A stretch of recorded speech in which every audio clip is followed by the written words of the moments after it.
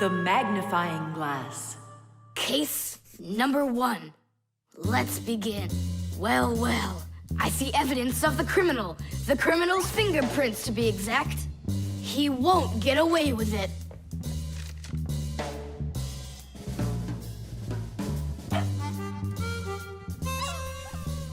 Why do you think she's just looking at us instead of chasing us? Oh, maybe she can't see us and we're invisible. Then how come I see you?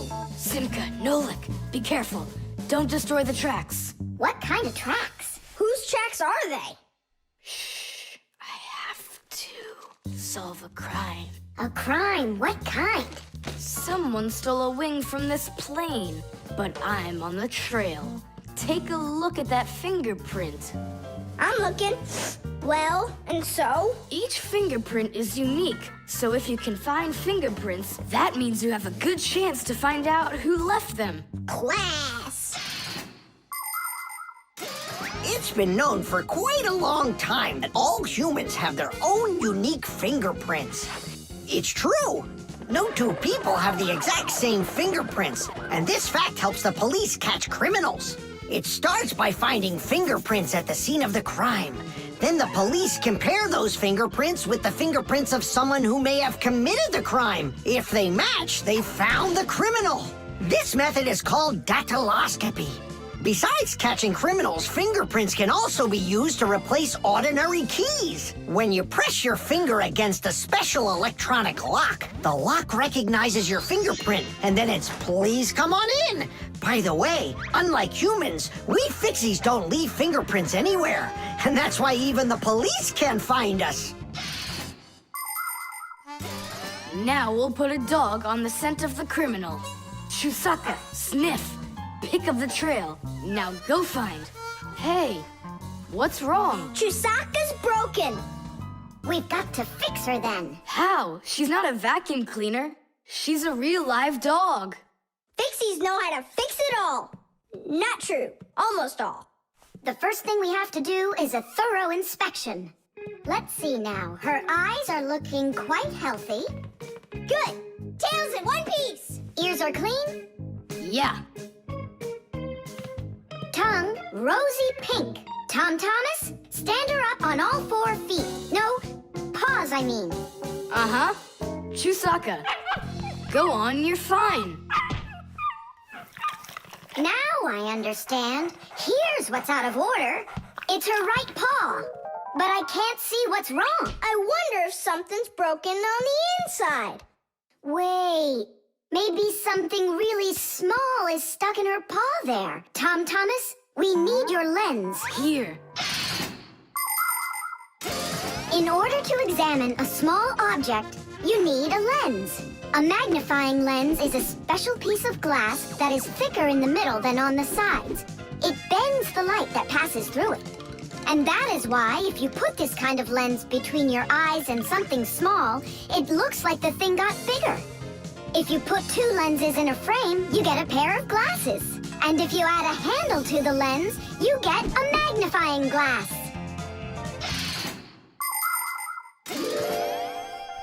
There it is, a splinter. It's glass, I think. Looks like it. You're right. It's possible it's from the lamp in the hallway. It broke yesterday, and I guess not every little piece got swept up. Chewsocka, hey there! You're all better now. Looks like we fixed her. Tadoosh! She's all repaired and working. Maybe we shouldn't have cured her. Ungrateful dog. Simka, Nolik, here it is. The wing that was lost. Yeah, that's great, only you still have to figure out who hid it underneath the bed there. Yeah, you still need to match the fingerprints. The fingerprints on the wing are the same as on the plane. But whose are they? And did you check your fingerprints out? Huh, all the fingerprints are mine. So I guess it was really my own fault. I just lost it somehow. So it turns out that you were the criminal? Hooray! The crime's Tom Thomas saw the criminal.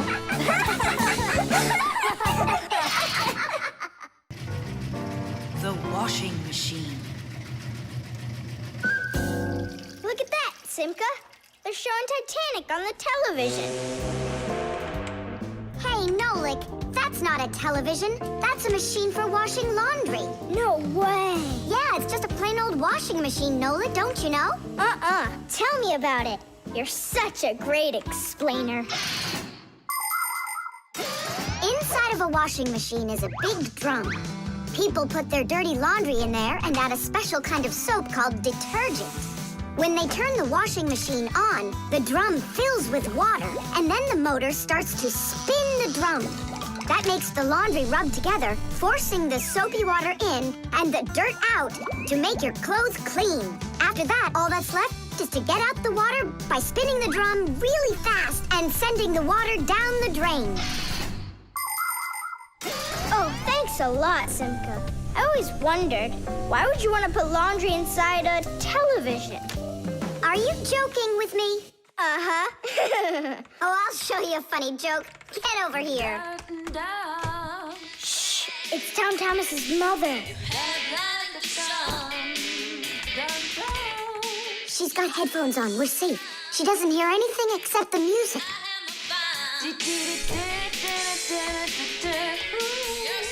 Now she'll come back, add the soap, turn on her television, and watch the second part of the movie. Again with the jokes. This time I'm really gonna let you have it. Whoa! Nolik, just do what I say.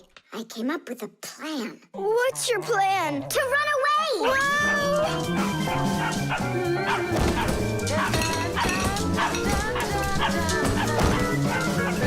Who's here? Hello? Huh.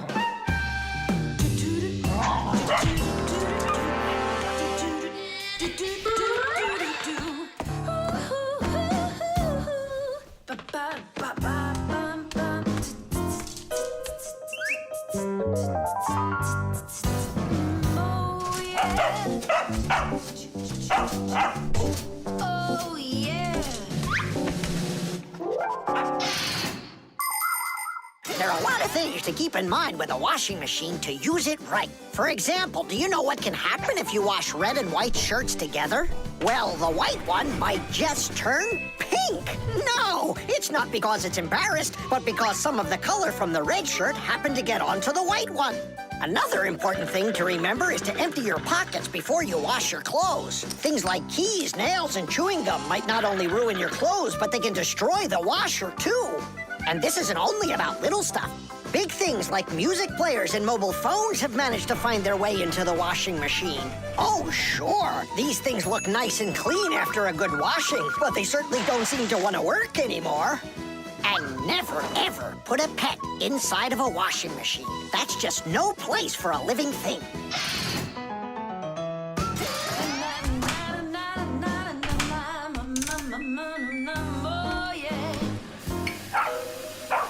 You know what, Simka? I've never been laundered in my entire life. We better get out of here, Nolik, right now. And the faster, the better.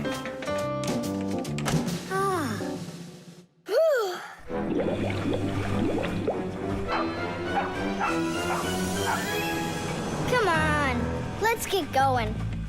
And what about Chewsocka? What about Chewsocka? Let her get washed up a little in there. Maybe it'll make her nicer. But she could drown, the poor thing.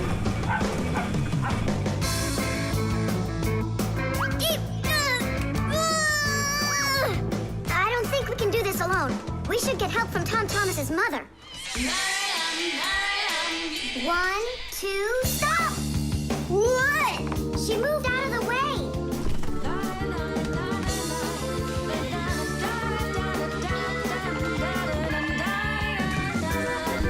And 3. Pull it! Huh? What is that? Oh, my goodness! Oh, my sweet little baby. How did you get in there? You wait right here in the tub and I'll go get you a towel. So, you wild little beast. Looks like we saved your life. We're friends now? Nolik sure doesn't look like she wants to be our friend. So what do we do now? Same old plan. Run! The ship in a bottle. Simka, Nolik, here, take a look at this. Oh, wow. Awesome. Where did you get this from? From one of the shelves in Dad's office. He's got lots of cool stuff in there. That's cool. I'll be the captain. This is like a totally real sailing ship with masts, cordage, and everything. And how can it all get in there through such a little hole? A ship in a bottle is a real miracle. Do you want me to tell you the secret of how it gets inside? It's like so. All of the ship's masts are collapsible. Before the boat is put into the bottle, the masts are folded down and pressed against the ship's body, so it's small enough to fit through the bottle's neck. And once the ship is inside the bottle, the masts and sails are opened back up by pulling on a thread. Hands on deck! There's a giant octopus starboard! I'm an octopus, huh? Oh, look out. Brave sailors like us, we're not afraid of storms. Tom Thomas, be careful! Hey! Oh, Did it break?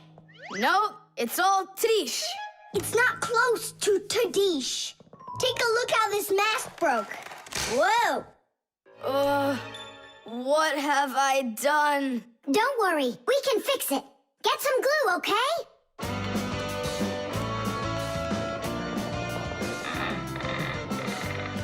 Here's some super glue I found. This is the kind that'll keep things stuck forever. Nolik, come and help! Achoo! Phew! This stuff is so stinky. Tadish! Ooh, that's better. Thank you, guys. We sailors, never let a friend down. Nolik, you gotta get out! You'll get sick from that stinky air! I can't get loose. I got stuck. Hello there, Tom Thomas. What are you doing with the ship from my collection in here? I just wanted to give it some air. Tom Thomas, you know that taking things out of my office is just not allowed. Hey, look, what an interesting cabin boy. I never noticed him before. I'll take it, Dad, and put it back on the shelf, okay? Who just sneezed? I did. Achoo! Well, all right then. Do your homework and please don't set foot in my office again. Simka, where are you going? To save Nolik! I'll come with you. You're not allowed inside that office. Your father said no. Sweetheart, your soup's getting cold. I'm coming. Nolik, where are ya? Simka, why is everything turning? Because you inhaled the fumes from that stinky glue. Oh, phew. Everybody knows how strong the smell of paints, cleaning fluids, and glues can be. But the nasty smell is not where the real danger lies. Breathing in the fumes from paint or glue can give you a terrible headache. Or even worse, it can make you faint. That's why when the Fixies need to paint or glue something, they're supposed to put on a safety mask called a respirator. And humans need to remember to wear masks just like Fixies when they're working with fumes. And never forget that the fumes from glue and paint can be flammable. It only takes one spark and kaboom! There can be an explosion. So always remember to have plenty of clean air moving through any room where you are gluing or painting anything. Simka, hurry up. Hang in there, Nolik. I'll get you out of there.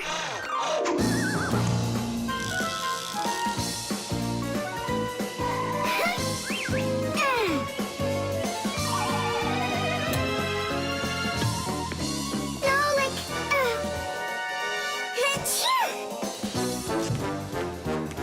Oh no, So, is he okay? Nolik! Nolik! Nolik!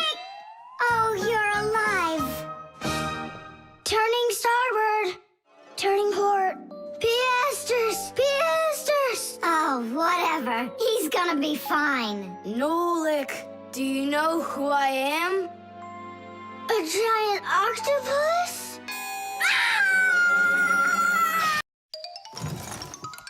The pen. Not here either. Tom Thomas, are you looking for me? Huh. No, for a red pen. I need it right now. What do you need it for? Here, look what my teacher wrote in my assignment book. Bad behavior during the lesson, fidgeting, and talking. What are you gonna do with a red pen? Your teacher left something out? I thought maybe, I could fix it a bit. I hope I find that pen.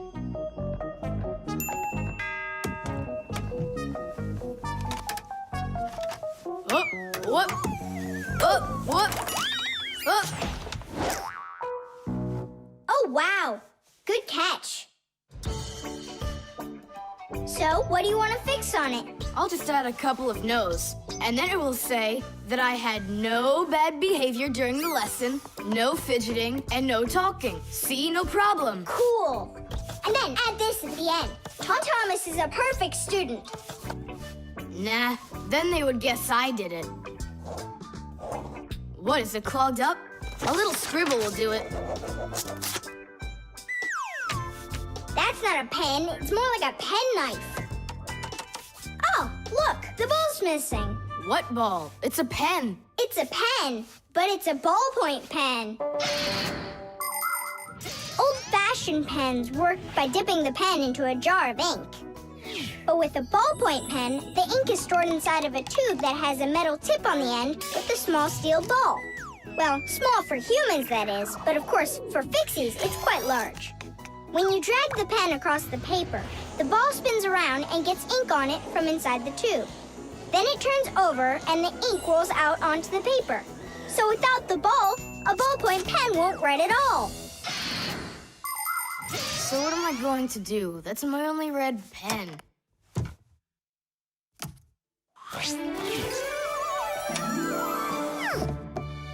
Hi, everybody. Why do you look so sad? We lost the ball from the tip of this pen. Where? It's here somewhere.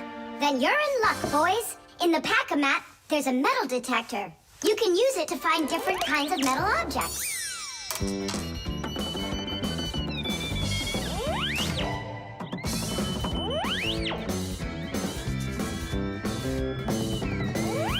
Nah, that's not it. I can see that myself. It's not on the table, Nolik. Until not that long ago, humans used pens that had to be dipped over and over again into an inkwell. This was quite inconvenient, and so to make writing easier, the fountain pen was invented. A fountain pen could be filled up with ink, so it could write for a much longer time. But fountain pens would often leak, leaving blots of ink on the paper. This problem was solved with the invention of the ballpoint pen. Ballpoint pens are simple, handy, and reliable, except that you can't write with them on a wall or upside down for a long time. That's because the ball uses up the ink on it, and the ink can't flow up to the tip. But even this problem has been solved. There are now special ballpoint pens that can be used by astronauts floating in space.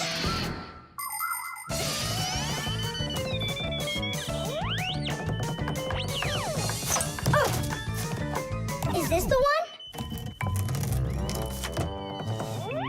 You're right. That's it. Don't you just see how awesome my metal detector is? Is that what you're calling me now?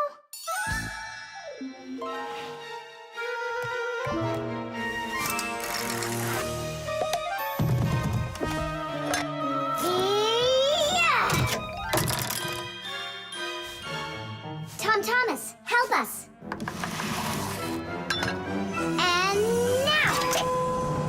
Tidish! Cool. By the way, what do you need the red pen for? Well, Tom Thomas and I needed to fix something in his assignment book. What? If I knew that, I wouldn't have helped you out. So no fidgeting and no talking. And your teacher, she writes in your assignment book when you behave well? Uh-huh. Whenever we behave well, she writes a note in our books right away.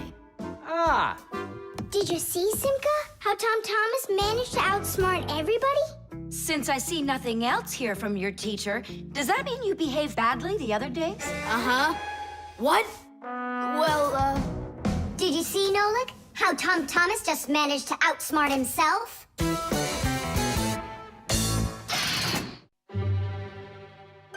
The zipper. Hey, Nolik, look. Why did Tom Thomas go to sleep like that? Maybe it was some kind of homework for one of his classes. Uh-huh, gym class homework.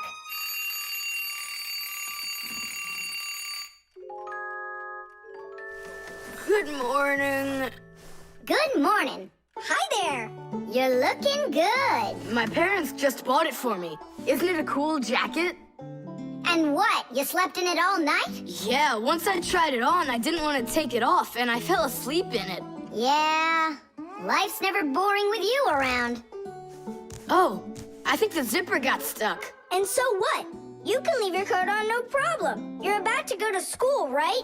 And you think I could sit in my class like this? How could I have broken the zipper? Don't worry, you haven't broken it. Not yet. Here is a simple zipper. It is made with 2 rows of small teeth that pass through a slider. The slider has 2 holes on the top and only 1 hole on the bottom. When we pull the slider up along the zipper, the teeth grab onto each other and the 2 rows join together into one. And zip! The zipper's closed. To open it, all you need to do is pull the slider in the opposite direction. Then the teeth will come apart. But on mine, they're stuck together. And now what? What do people do in the morning? Do what they do. Exercise. And I'll have time to think it over.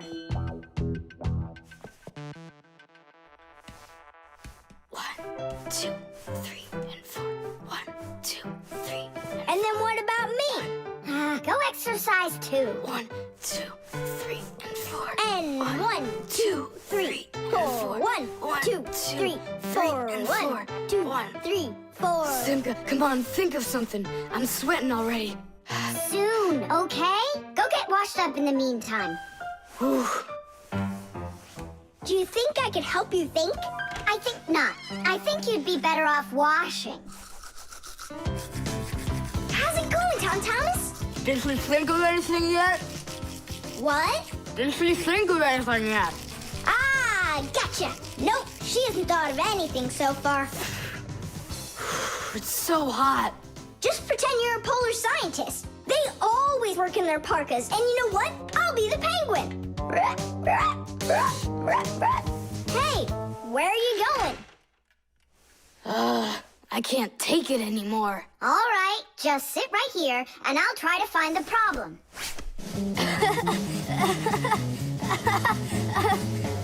You see? That polar scientist game's funny, huh? That's not it. It's Simka. Oh, she's tickling so hard. Stop squirming. And you stop tickling me. Aha! So that's why it won't open all the way. It's only a piece of thread stuck in there. Pull the slider up.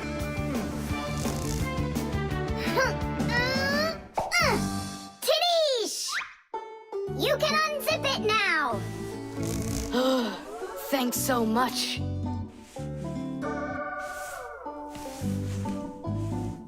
Here it is, a thread. That's what the whole problem was. You're kidding. So I've been sweating because of some piece of nothing?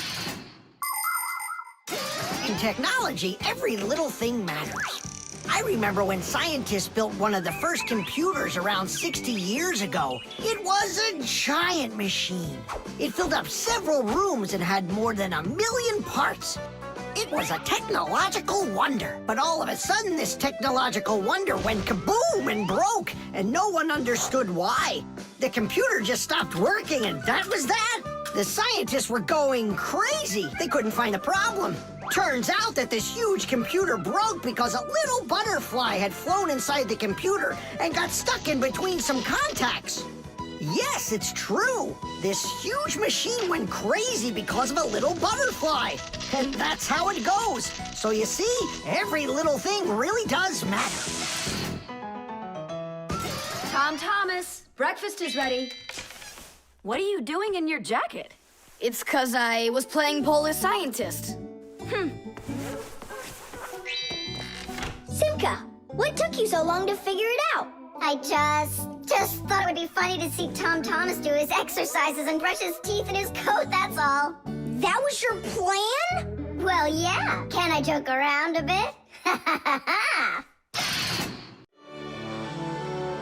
The string lights.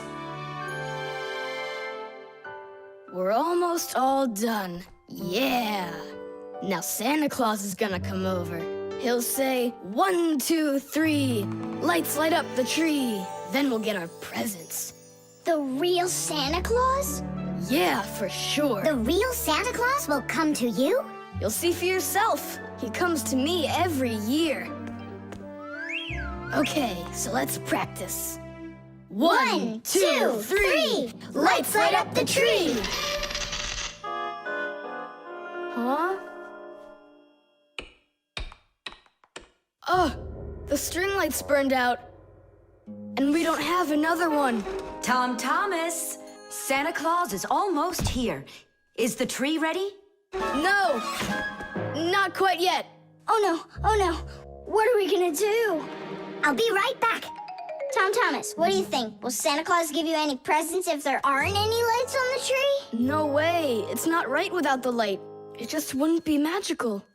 Papus, Marcia, Santa Claus is about to come to Tom Thomas, but the string lights on the tree, they all burned out. They all burned out? Really? The bulbs in a string light are connected together like a chain with a piece of wire between each bulb. When you turn on a string light, electricity flows through the wire, lighting up each of the bulbs along its way. But if any of the bulbs gets burned out, the circuit will be broken, and the electricity will stop flowing. That means one bad bulb will make all of the lights go out. So if you want to fix a string light with a bad bulb, the answer is really simple. Just find the bad one and put a new one in. So, do we have a spare bulb around here? I'll get it for you. I know where it is. Tom Thomas, hold up Santa Claus for a while. We need a little time to find and replace that bad light for you. I'll try to. Tom Thomas, Santa Claus is already here. Ho, ho, ho! I got one thing to do. So, let's find the bad bulb. Okay, Papoose, let's go. This one's working. Maybe this one burned out. Nope. And that? It lights fine. Santa Claus is getting very hot out here. Hold on. Simka, what's up? We checked all the bulbs, but couldn't find a bad one. I guess this year won't be magical. Okay, Mom, just come on in. Ho, ho, ho! Hello there, Tom Thomas. So tell me now, have you been good all year? Huh, why aren't the lights on the tree burning? So then let's say it together. 1, 2, 3. Ow! Papoose, I found one more bulb. Here's the one that's not working. 1, 2, 3. Light up the tree. Huh! Now we need to replace this bulb with a new one. So where's Marcia? Show your light, O tree.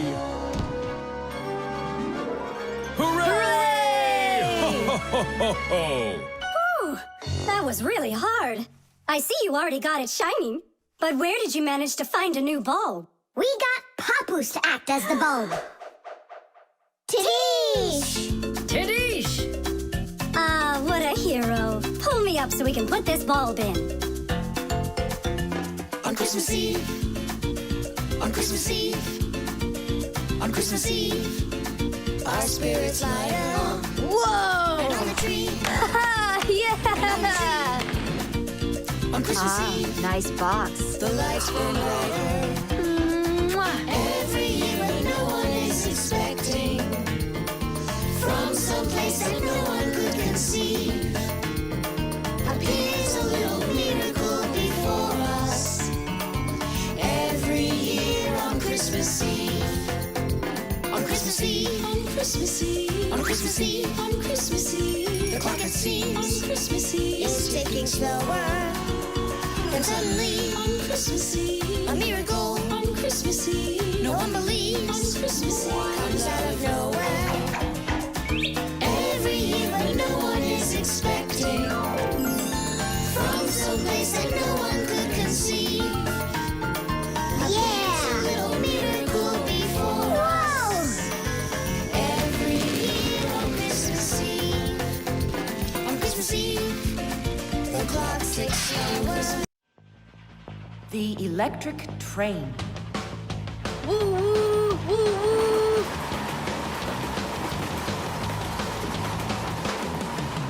Zoom! Zoom! And suddenly, the Earth was attacked by an alien spaceship. Pew pew pew! If help arrives here on time, we'll be saved. Move faster, faster. Come on, get off the train. Move it, move it. Tom Thomas, we came here to play. Oh, finally you're here. I need some aliens for this game. What kind of aliens are you talking about? Just plain old aliens. You know the ones. They come destroy the Earth and just about everything. We don't want to destroy anything at all. Why can't we be, the train engineers, huh? Train engineers? You don't know anything about driving a train. Oh, we know plenty about trains. Humans invented the railroad long ago, but back then, the rails were made out of wood. People didn't start making metal rails until the end of the 18th century. But the first railroad cars had no engines to give them their power. Instead, they used horses to pull them along. Later, horses were replaced by the steam engine. Wood and coal would burn in their furnaces to boil the water in the boilers, making the steam that turned their wheels. And the Fixies were there to help those trains go, making sure all of the parts could work together smoothly. But now steam engines have long gone away. The railroad uses electricity now for its power. These electric trains race along the railway at almost the speed of an airplane. So you might know trains, but you'll still be the aliens. This railroad is mine. So you're gonna play the way I want. The train is unloaded and leaving the station. Woo woo! You can play choo-choo by yourself. And I will. Pew, pew, pew, pew, pew.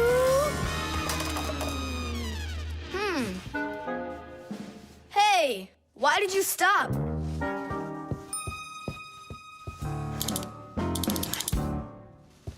This doesn't help either. It's not going at all. Simka! Nolik! Where are you? Did I hurt your feelings or something? Mom, is Dad gonna be home soon? No, is something the matter? We've been attacked by evil aliens. The train has to be fixed right away, or we'll never escape them. You want some tea? I've got to think of something. Simka, Nolik, I know you're in there. Please forgive me if I hurt your feelings. I'm really sorry. There's nobody but you that can save the world from the evil aliens. All right, you talked us back into it. Well, let's go and check the rails. Nolik, follow me. I'm faster. Whoa! Well, so much for being faster. But it looks like I found the brake. Tom Thomas, the rails are broken.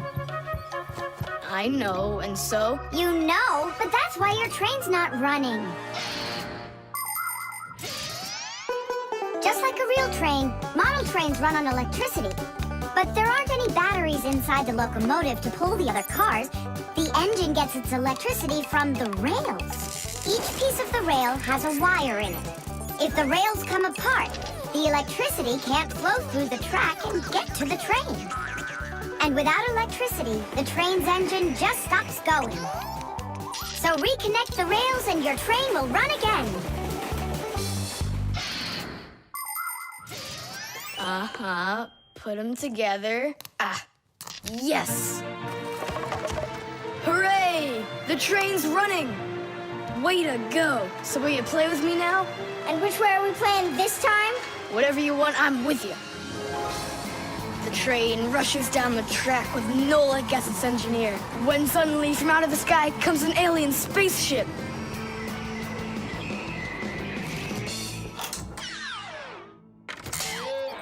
Greetings to you, O people of planet Earth. I come from far away, from another galaxy. Have you come to destroy everything? No, I've come to fix it all. Oh!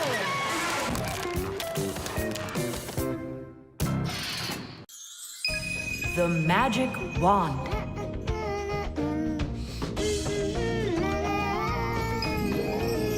Oh, Tom Thomas, how did you get here? It was a piece of cake. I just got this cool magic wand as a gift, see? Wow! There's no such thing as a magic wand. I don't believe you. You just wait. Any wish is the wand's command. Check it out. Today I want my school to be closed. Golden wish, Tadish! Tom Thomas, your teacher from school just gave me a call. She said your school has totally disappeared. How odd. So I'm not going to school? Well, how? Instead of school, we'll go to the park. Hooray! Real magic. Oh, it's so great. No, there's no magic. They're only illusions. I don't know what illusions are. It's when what we think we're seeing is not what is actually happening. Have you ever seen a magician pull a rabbit out of an empty hat? Do you think it's magic? No, it is only an illusion. In reality, the rabbit's hidden inside the table that the magician puts his hat on. The lid of the hat is made with a secret hatch. And when the magician puts his arm inside the hat, he grabs the rabbit from the table below and ta-da! How every magic trick works may be a secret, but every illusion does have an explanation. I'm telling you, this wand's totally magical. Right now, I can make a rabbit appear out of this trash can for you. Golden wish, Tadish! Oh, that wasn't the idea. Looks like a dog to me. Wait, one more time. Golden wish, Tadish! Golden wish, Tadish! Tom Thomas, will you cut it out? One Chewsocka was already enough for us, and now there's 3. Ah! Ah!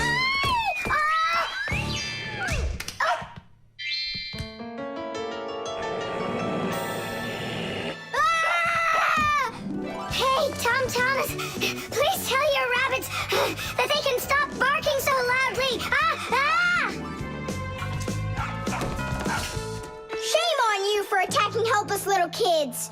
Wait, I'll make you bigger now. Golden wish, Tadish!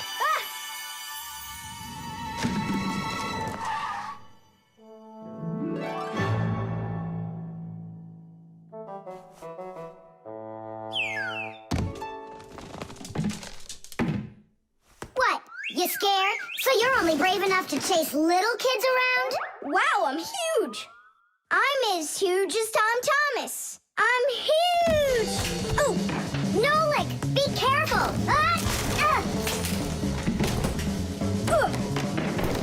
How can you live being this tall? It's so inconvenient. And I thought it was tough when you were so tiny. Tom Thomas, are you ready? Hey, why do we have 3 dogs all of a sudden? Oh, my word.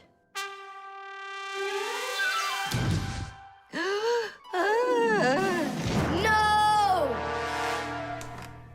Why are you screaming? I was dreaming that someone had given me a magic wand. And then I had to make it big, see? And my mom saw you. That's awful. That would have made me scream. I wish I had a magic wand of my very own. We Fixies aren't ones to believe in magic, but we do believe in what humans can do, because humans often work wonders. For ages, flying in the sky seemed to be an impossible dream. But today, anyone can take off to the sky in an airplane. It used to be that humans thought that only magic could take them to the moon. But now astronauts have already walked on its surface. In fairy tales, people were able to see and talk to each other through a magic mirror. But today we have the internet and telephones we can use. Refrigerators, televisions, automobiles, computers. There are so many things that humans have created. Wondrous things that they used to only be able to dream about. Like a miracle from a fairy tale. A magic wand? Why do you need it? First, I'd skip school today. Tom Thomas, are you ready? I told you, we're going to the park. And what about school? I'll skip it? Good joke. Could this be a dream too? No, it's just that today is Sunday. And that's the magic of it. The hairdryer. Nolik, are you here? Yep, I'm here. I got a cool trick to show you. What? Oh, That was real magic, dude. Took long to learn it.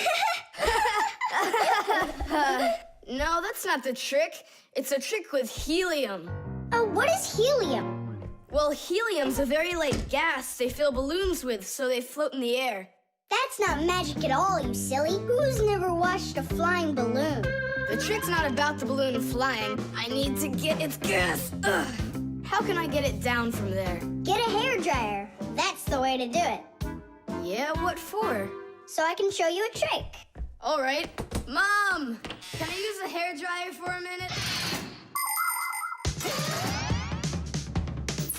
A hairdryer is a great, simple invention. Inside a hairdryer is a fan that sucks in the air from behind it and pushes it out the front to blow your hair around and make it dry. To heat up the air, there's an electric coil inside of there. When the coil heats up, it warms up the passing air. And the hot air helps your hair dry faster. Of course, you don't have to turn on the heat setting, but then you better like that cold wind.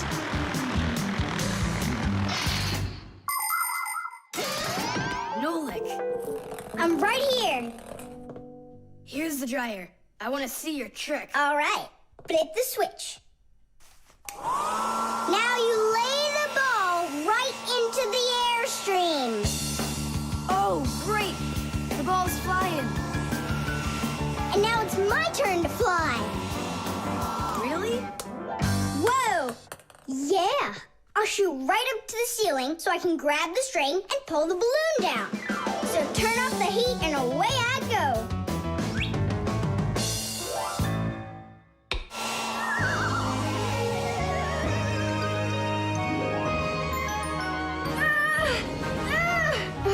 Switch it on to high.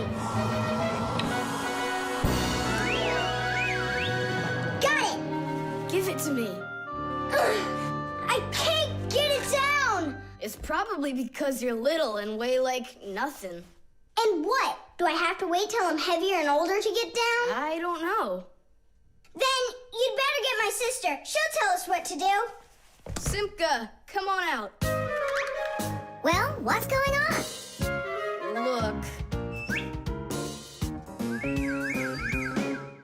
Hi there.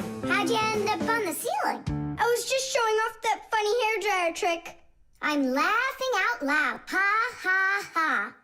I can try flipping on the hairdryer and lifting you up to Nolik. So both of us can get caught hanging up there? Well, thanks, but I don't need it. Then what do you need? Just a broom or a mop. You know how to do a trick with a mop? Uh-huh. Just make it fast. They can be quite ingenious creatures, those humans. Sometimes they figure out clever ways to use ordinary devices, like a hairdryer. Of course it can be used to dry hair, but it can also be used to dry a wet spot on clothes. And a hairdryer can even be used to remove a sticky price label. Now, suppose you buy yourself a new cup that has a terribly sticky sticker that just seems impossible to peel off. Well, try warming it up with a hairdryer. The glue will dry up a bit and the label will come off easier. There's no doubt that a hairdryer can be very useful in any household. But you need to be extremely careful with it, especially in the bathroom. If water gets inside a hairdryer, there's a real risk of getting a horrible electrical shock that can seriously hurt you and destroy the hairdryer as well.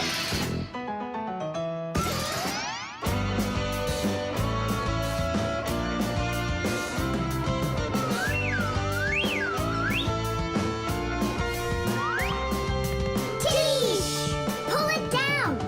Hooray! Going in for a landing. Tom Thomas, I can't tell you how great it was to fly inside a stream of air. Good for you. Now I'll sound like a Fixie. Really? Uh-huh. Huh. Watch me. Hey, what are you doing? Just look. I'll breathe in one breath of helium. Isn't it bad for you? You can only breathe a little. Hey, hi there. Oh, Tom Thomas became a Fixie. And that's my trick for you. Funny, huh? Oh, that's too funny. What a squeaky little voice you got there. See, I'm already not a Fixie. The helium stops working after just a couple seconds. That's good. Because such a humongous Fixie couldn't fit inside any machine. The flashlight.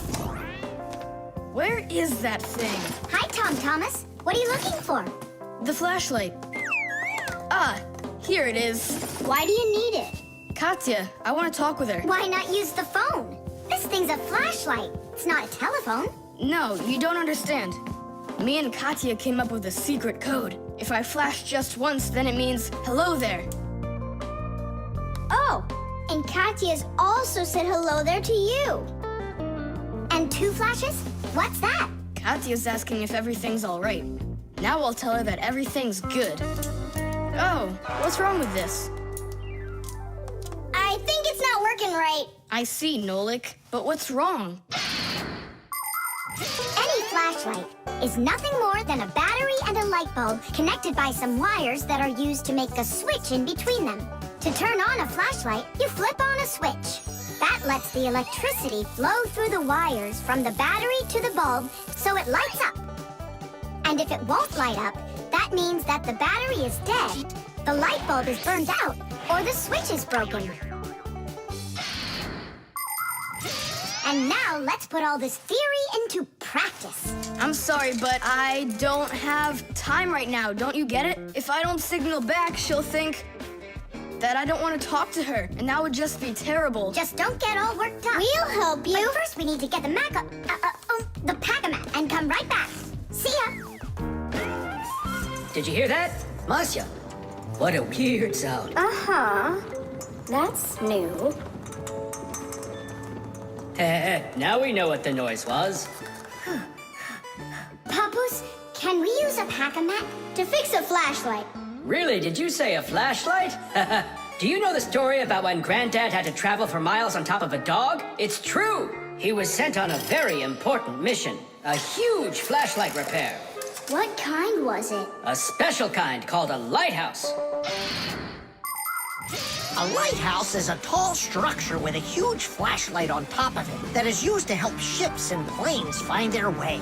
People have been using lighthouses since ancient times. The most famous of them all is the Lighthouse of Alexandria. It was built in Egypt more than 2,000 years ago, and it was more than 100 meters tall. The ancient Greeks considered this lighthouse one of the 7 wonders of the world. In ancient times, people would burn big fires on top of lighthouses. Today, the light comes from powerful electric bulbs. Many of today's lighthouses not only give off light, but they send radio signals, too. Yes, thanks to lighthouses, ships and planes for miles around learn where they need to sail or where they've got to fly in order to stay safe.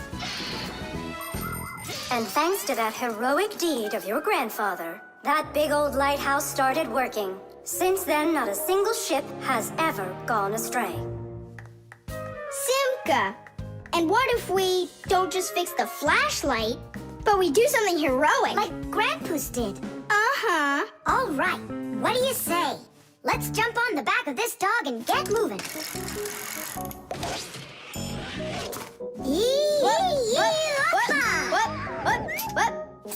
Stop ducking. Grab hold of my hand. Uh-oh.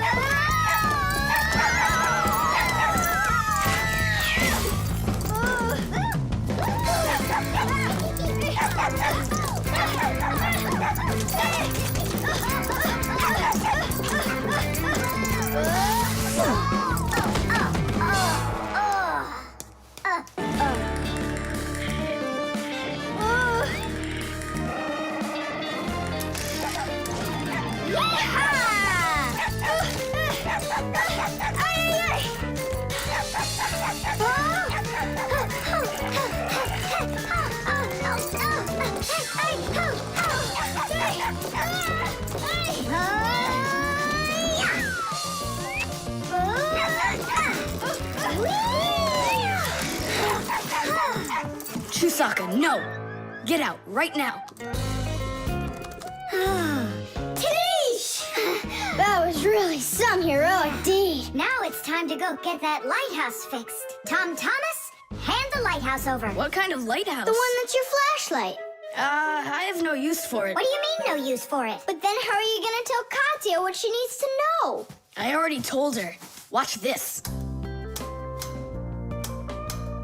No, that wasn't the deal. Yeah. You want to tell us our heroic deed was in vain? Well, if you need some heroic deed, then sure, fix it. Hooray! The Music Box.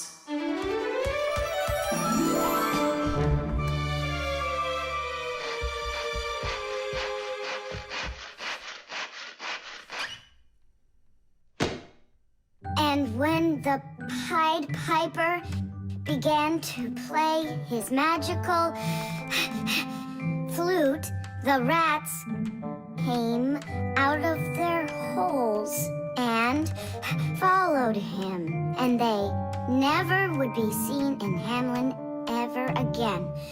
Whew. And then what, huh? I can't read anymore. My legs got tired. Whew. Simka, Nolik, something's rustling in there. In where?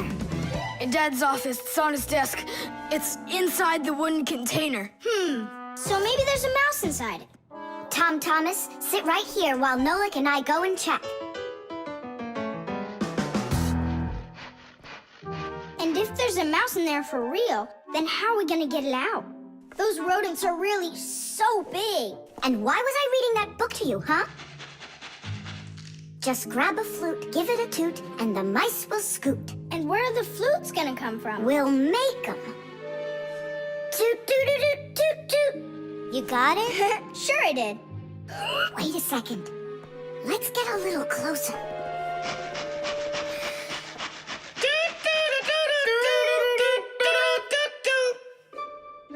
See? It's just like I told you. No more mice in there. So let's toot a little more so they won't go back in. All right.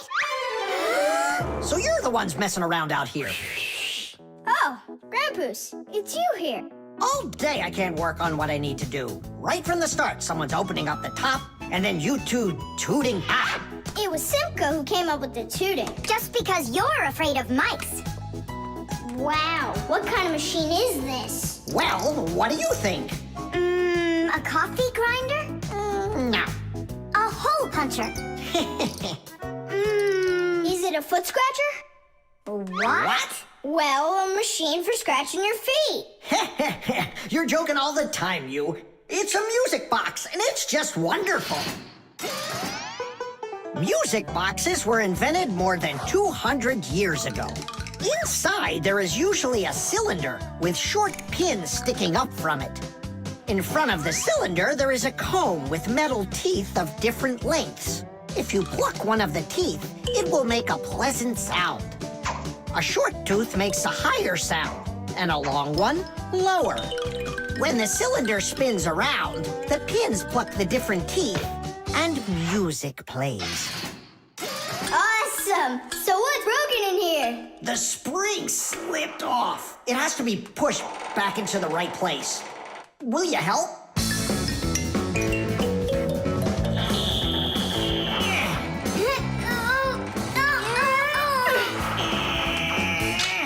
There we go. That's better.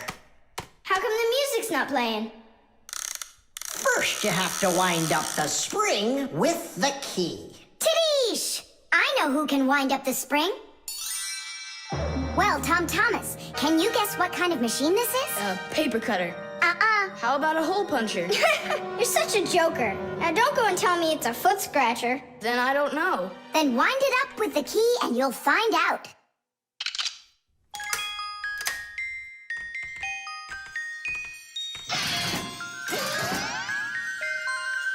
Do you want to know how the higher and lower sounds come out?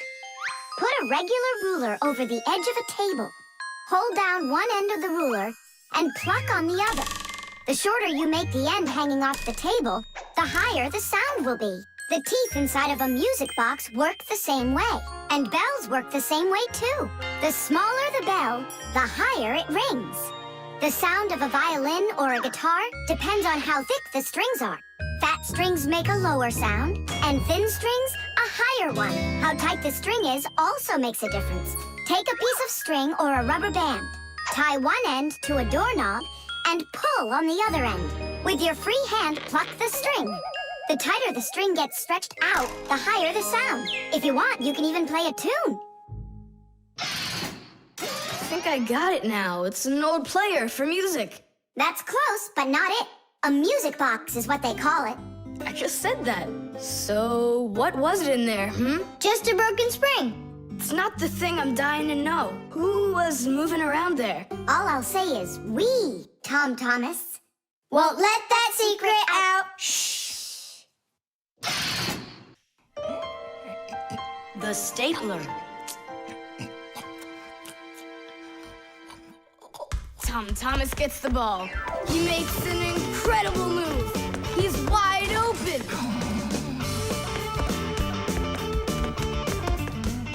The goalie sees him and he screams in horror. He shoots and score!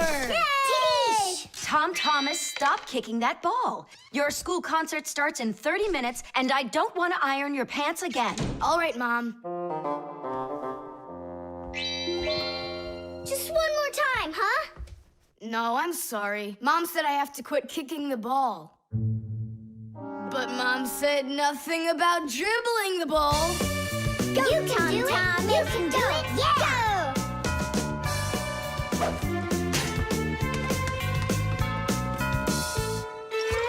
Ah! Whoa!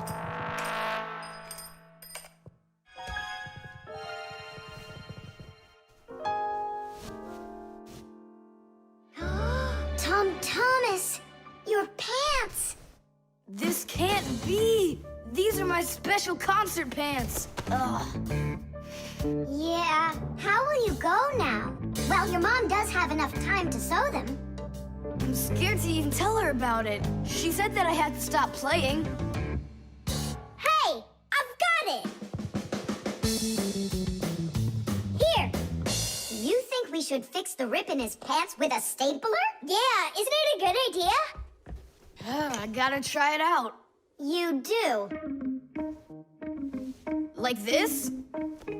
Stop. Why? What's wrong? My nose itches. That's all. Let's go.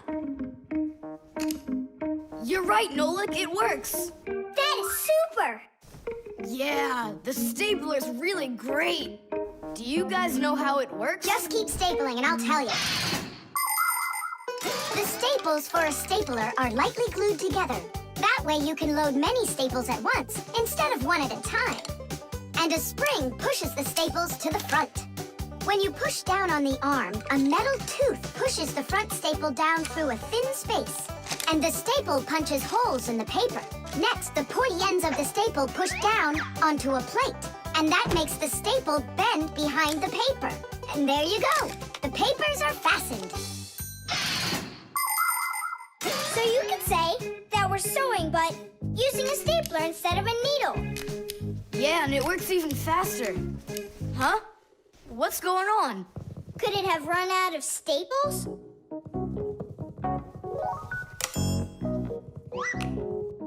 There's still a lot more staples, but one of them got jammed here in the slot. Tom Thomas, we're leaving in 5 minutes. Okay, Mom. So, did you get it? No. Why don't we get Papa's to help us? Because he's really strong and he's got a pack-a-mat.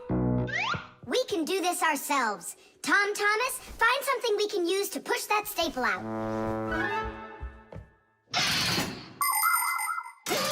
The stapler is not a very new invention. It's been said that the French king, King Louis XV, had a stapler made out of gold and precious gems. Unfortunately, it could only hold one staple at a time. Modern staplers are much more convenient, and people have come up with so many kinds for paper, for plywood, and even for skin. Yes, surgeons often use them during operations. Then there's the staple gun that's used to upholster furniture. And its older brother, the nail gun, can even be used to hold together the walls of a building. And here's an invention almost as important as a stapler. It's the staple remover. With its help, it's possible to remove the staples put in by a stapler. How about the screwdriver? That'll work. Look, the screwdriver fits perfectly into the slot. Ah, that's great. Now push that staple through, only keep your fingers out of the way. Or you won't finish sewing. Tadish! It's still not Tadish. You haven't fixed your pants yet. That's it, they're done. Now we can say, Tadish! Tom Thomas, are you ready? Of course. My idea with the stapler was smart, wasn't it? And Tom Thomas's mother won't notice a thing. Will too. Just wait till she washes them. The magnet.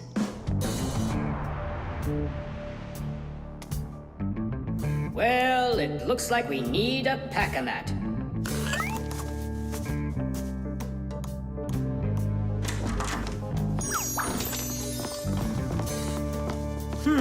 Where did this screw come from?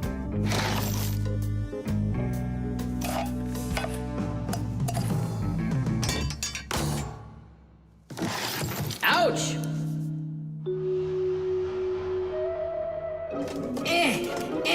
Huh. Ah!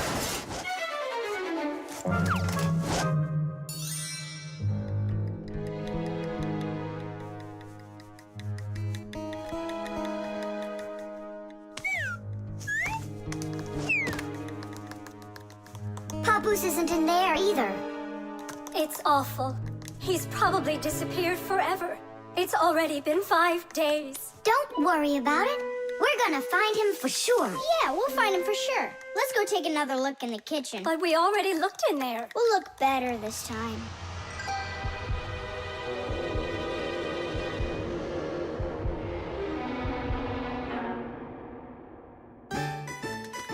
Let's go take a look in there. We looked so many times already. Simka, Nolik, what do you keep searching for in here? It's not a what, it's a who. Our Papoose is missing. We've been looking for him everywhere. Oh no! He's probably already turned into a screw, because he doesn't have enough energy. Maybe I could help. Surely. Let's start with you picking us up. We're just exhausted from running.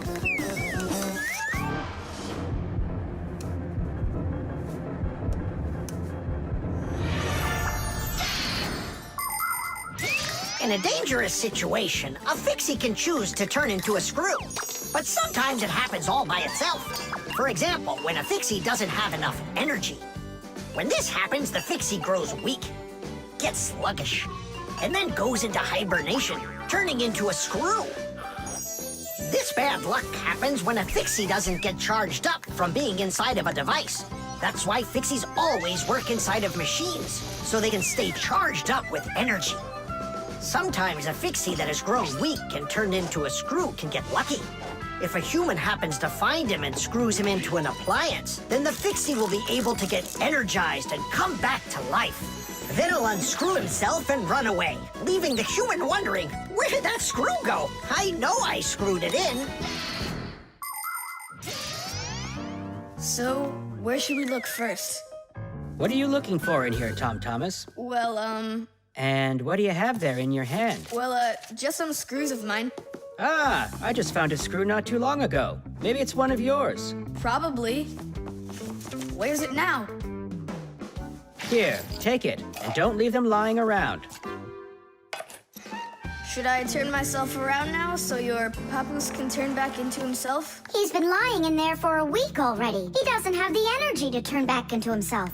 Then what's next? We have to screw him into some device, you know, so he will get his energy back. Okay. But which one's papoose? All of these screws in here look like papoose.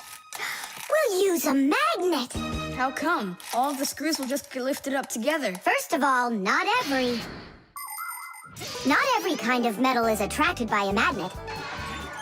It's an easy thing to see for yourself. Just get a magnet. You probably have one in your house on the refrigerator. Try moving it close to different metal objects you have around the house, like a spoon or nails or coins. You'll notice that some of the metal objects are pulled very strongly by the magnet, while some of the metals are pulled a bit less. And then there will be some metal things that aren't attracted to the magnet at all. Got it. And the second thing? Well, the second thing, we Fixies aren't attracted to that magnet one bit when we turn into screws. Let's give it a try. Here, I found him. And now we'll screw him in. I wonder, are there any other Fixies in here? We're not enough for you or something? Not at all, I just wonder. Nothing. Oh, and the screw went away. How about that? He already got charged up and unscrewed himself. Why don't you take a little rest after such a big adventure? No thanks, I've had plenty of rest. Anyway, it's something I've wanted to do for a very long time already.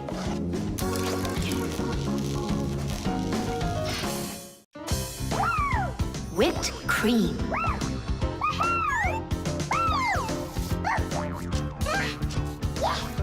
Nolik, please stop your jumping. Your head's gonna fall off. Don't worry, it won't fall off. That sounds good. Okay, I'll see you in a bit. Are you going somewhere, Tom Thomas? Me? Nowhere. Katya's coming over, so we can do our homework.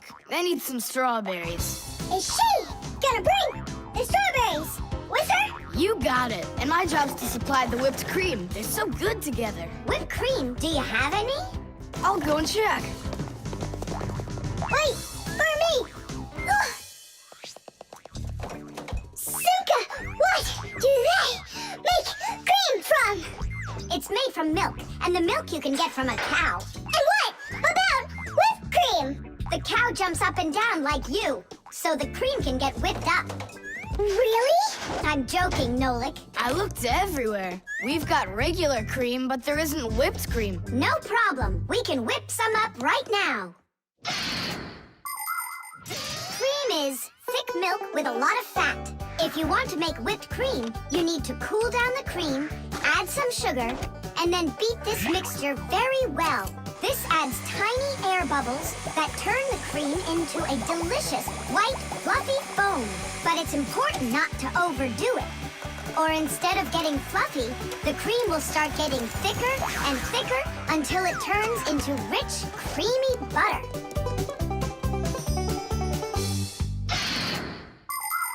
How are we gonna whip it up? Look, there's a whisk.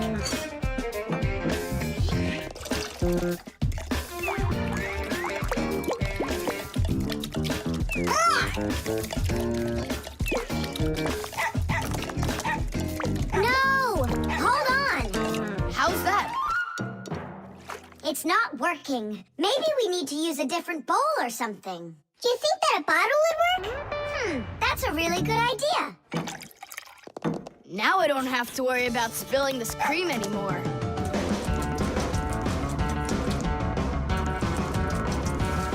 Shake it with both hands. Come on, come on, come on, come on, come on, come on, come on! Shake it harder, Tom Thomas! That's all. I'm just too tired.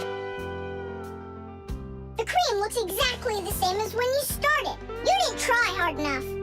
Oh, really? Then try whipping it yourself. I got it! That's who's gonna help us. Chewsocka? Yeah, awesome! Bring it down! A little more! Perfect! Open it up!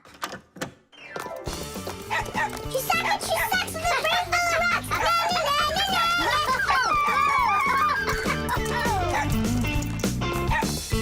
Telephone. This is even cooler than jumping on the trampoline! Yahoo! Yeah? But why can't you? What a shame. It's fine. Come on over anyway. You can't reach us. You can't reach us. Whew. I'm so tired. Whew. I'm sure that at least we got the cream whipped up. Oh, see that, Simka? There's no cream left. Just some yellow stuff. It's butter, I'm sure.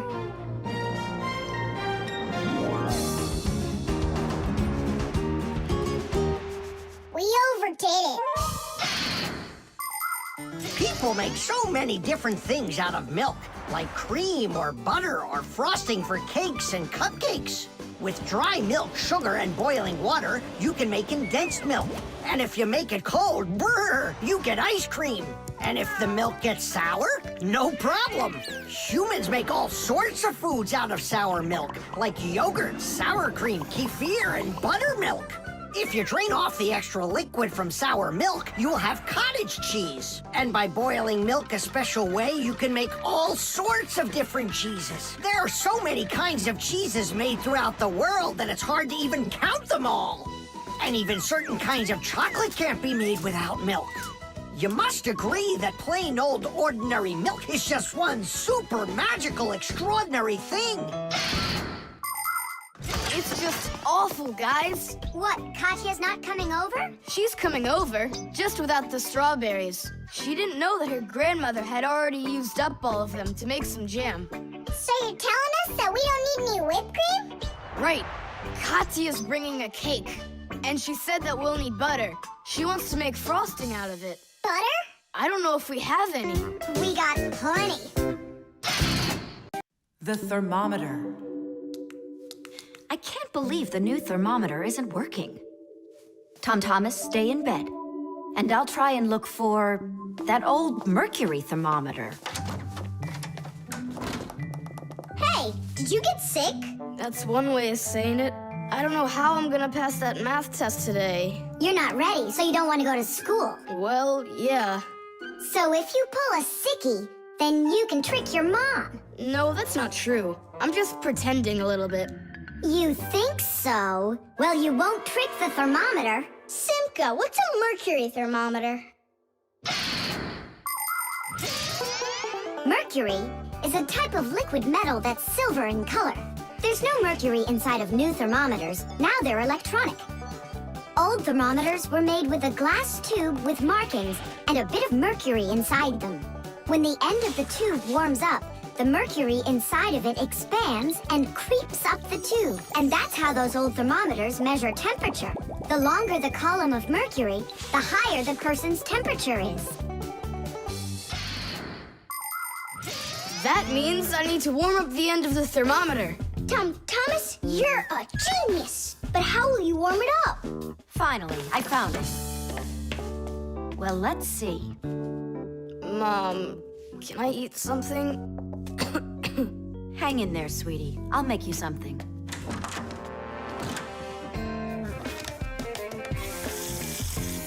Ooh, that is hot.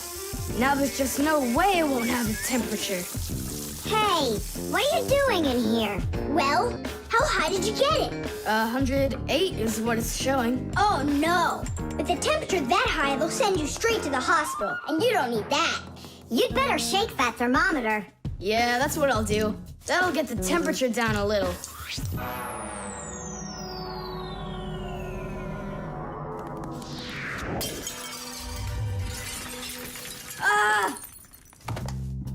Well, so much for that. Cheaters never prosper.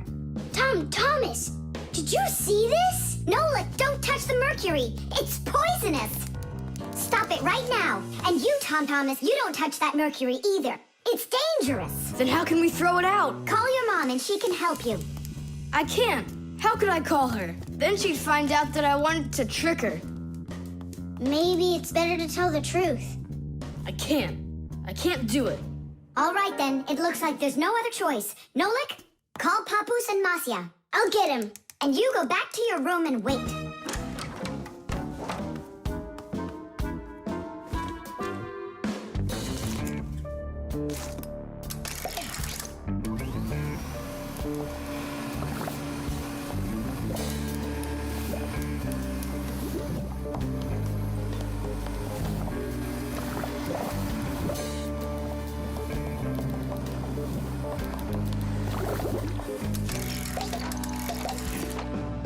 Looks like this whole job is done. Not yet. We still need to neutralize this mercury. In everybody's home, there's all sorts of chemicals around. They are used for cleaning dishes, clothes, the bathroom, and dealing with pests. And all of these substances can be very harmful to human health. But some people don't seem to understand this. They might use a dangerous spray or a poisonous liquid and then forget to wash their hands afterward. And then they go and eat or rub their eyes with their hands. That can cause serious damage to their vision or stomachs. And never put anything into your mouth that looks like medicine, unless your parents or a doctor gave it to you. And if you ever happen to find something on the ground that looks like a piece of candy, you must never put it in your mouth. You can get poisoned that way. Oh, humans. If they'd only remember this simple advice, they'd stay safer. And what do we do with the glass that's broken? That job's not for Fixies. Thomas, we cleaned up all the mercury. And the glass, too? No, not the broken glass. But will you? Papoose said that it's not our job. He told us you have to get your parents to come and help you. That part's your responsibility. Here's some food for you. What's the matter? Mom, I broke the thermometer. Broke it? Did you cut yourself? No, The mercury, did you touch it? I didn't. Simka, you think he'll tell her the truth? And where did you break it? The bathroom. Why did you go in there? I wanted to trick you. I have a test, and I didn't study for it. And now it's too late for school, The short circuit. Are you sure we're allowed to play in your dad's office? We're not gonna play in here. We came here on a tour. I think this place is like a real museum. Just take a look at that. I have no idea what it is. And this thing is a complete mystery. Keep it down, this is a museum, you know? What a great museum guide you are. You know absolutely nothing. How can you say you don't know? I know. I'd like to run a test here, on the capacitor. On this one? Don't touch! Why can't I? It's not a museum. Because it's dangerous. If you touch it, the shock could be deadly. But you two are touching it all the time. I've seen it. The only time is when the device is turned off. And right now, the device is running. For many centuries, the Fixies only had to work on mechanical devices. But after the discovery of electricity, the Fixies had to master electrical devices as well. At first, Fixies were getting terrible shocks, and they really hurt. Over time, the Fixies figured out that you can't fix appliances when they're turned on, and bare wires should never, ever be touched. And Fixies also learned that electricity can travel not just through wires, but through plain old water. So that's why if a broken wire ever ends up in a puddle of water, you must never get close to it, or you could get a terrible shock. Fixies learn all these important rules, and they hope humans understand that they need to learn them as well. Look, Now here's one I know about. It's an old radio my dad got from my grandpa. More than 60 years old, can you believe it? Your grandpa? The old radio. That was a joke. Is it still working? I don't know. Let's check.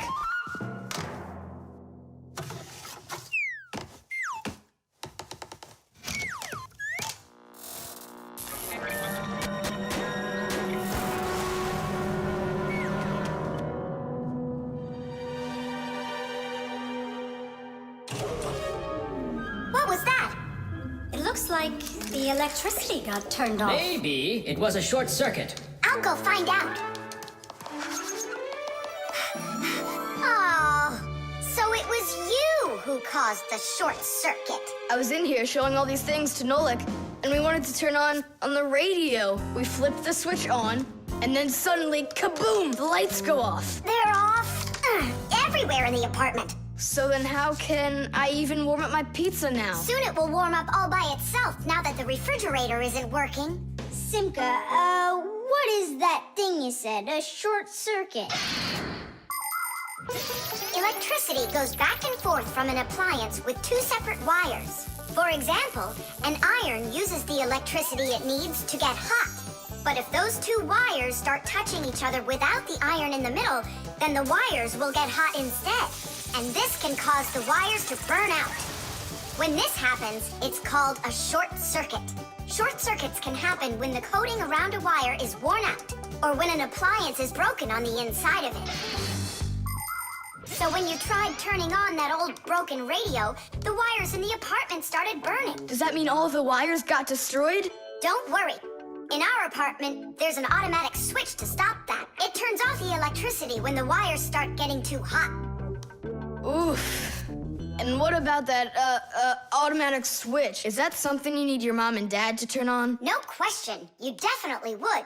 But you have us. Yeah. And we have Papus and Masya.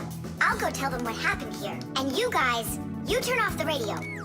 But we'll get electrocuted. What do you mean electrocuted? Thanks to you, there's no electricity.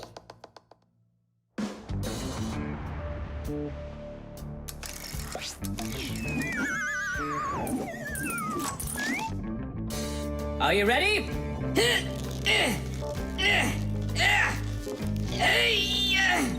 Pull it up.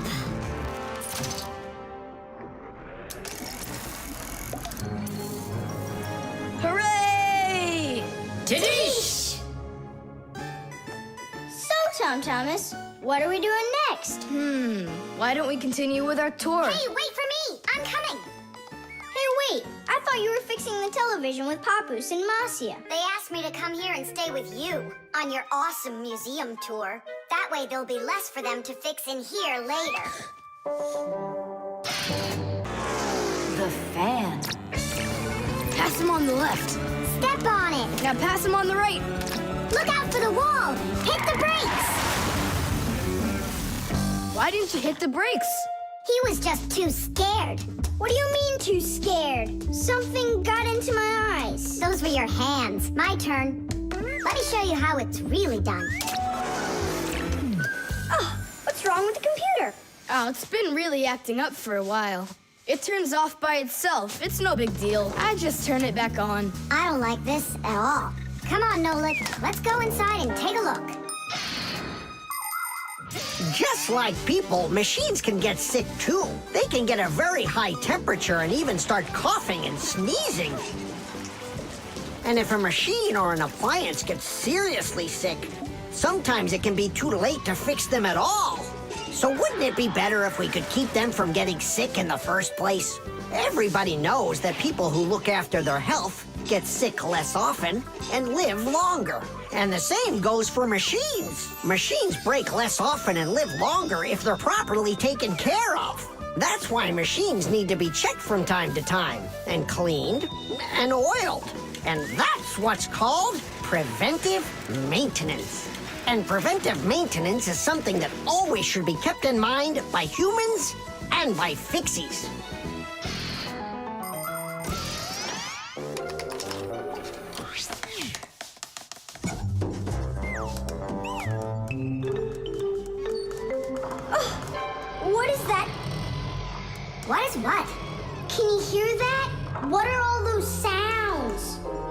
probably just, a Fixie eater that woke up. What? What do you mean, Fixie eater? Didn't you know that inside of some appliances there live horrible monsters? They love to attack Fixies and eat them up. And the smaller the Fixies are, the more the Fixie eater likes to eat them. Ha ha! And how come you never told me anything about Fixie eaters before? I didn't want you to get scared. All right, scaredy cat. Let's keep going.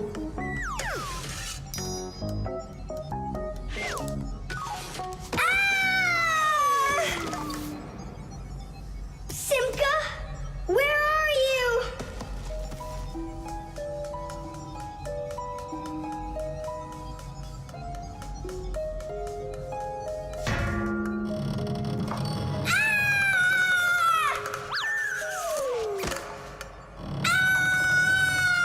Oh no, don't eat me, Fixie eater! Oh, Simka! Come over here! The sound was coming from here. Take a look. It's not a Fixie eater at all. It's just a fan. Not just, Nolik. It needs our help. See how sick that fan is? Let's go and get it working right now. A computer can only run when all of its parts are working. And even though a fan looks like nothing more than a simple little engine with a propeller, the computer couldn't work without it. It has the very important job of keeping all of those other parts cool when they start heating up. It cools down the inside of a computer by blowing a stream of air. But if the fan gets dirty and starts working poorly, the computer might get overheated and turn off. Or it can simply break. You have to turn off your computer. How come? I'll tell you later.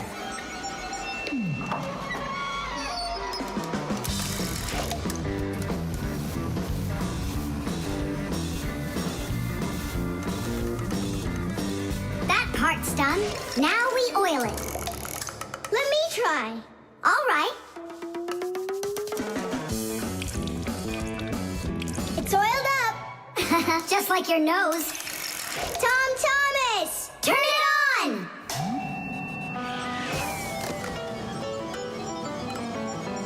Tiddish! And then suddenly, I hear this terrible roar of a Fixie eater. But I wasn't scared one little bit.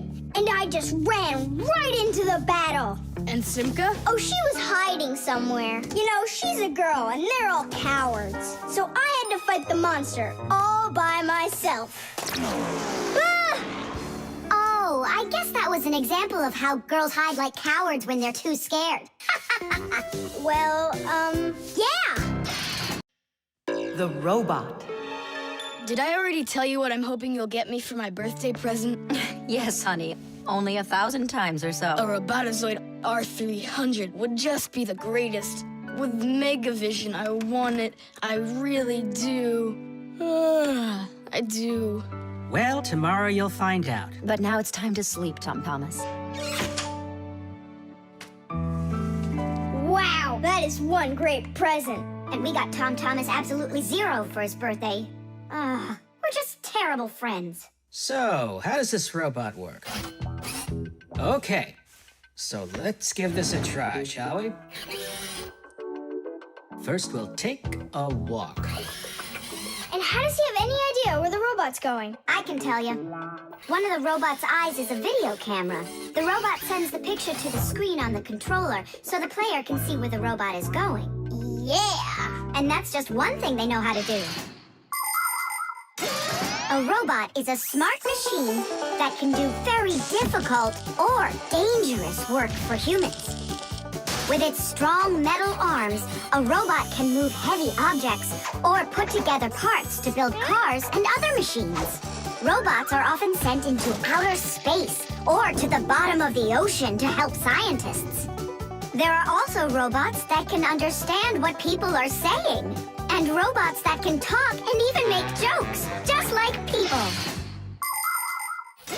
I've got it. Now let's turn you around. What was that? Look. You know, He destroyed him! Nolik, stop! You were playing with that, right? you think Tom will notice? I know what you're doing all night. I'm off to bed. I'll get him to work. I'll stay up until I do. Simka, let's try and... No, we're gonna need some help.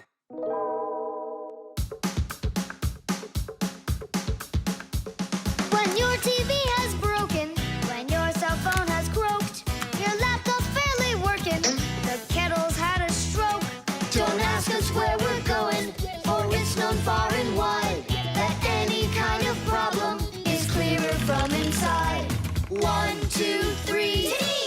Inside will be to fix what's wrong, till it runs strong. In gadgets and devices, our work will never end. Appliances are fickle, they need a loyal friend. At morning, noon, and midnight of every single day, when there is an emergency, you know we're on our way. 1, 2, 3. Inside will be all day and night. We fix things right. 1, 2, 3. Inside will be all day and night. We fix things right. We live to keep on working, and work for us is fun. So we'll just keep on working, 'cause our work's never done.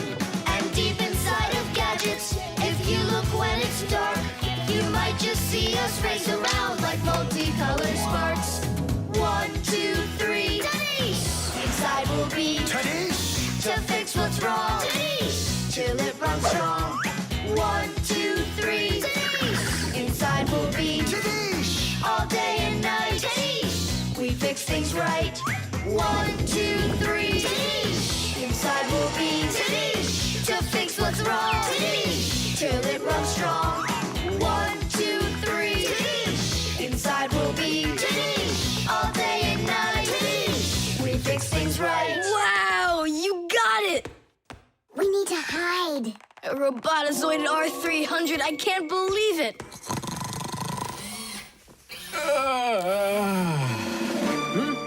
Well, happy birthday to you, Tom Thomas. I'm sorry, Tom Thomas. Last night, your robot, you know, I broke it.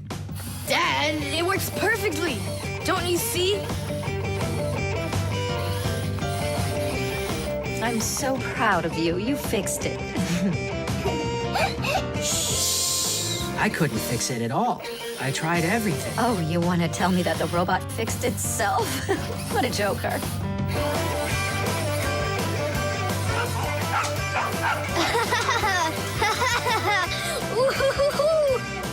Mom, Dad, thanks so much. I love it. And how about thanking us? I should have known it was you who fixed the robot. Happy birthday! Happy birthday! Yay!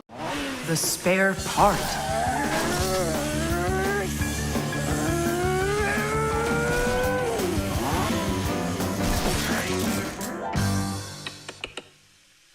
Hey, what's going on?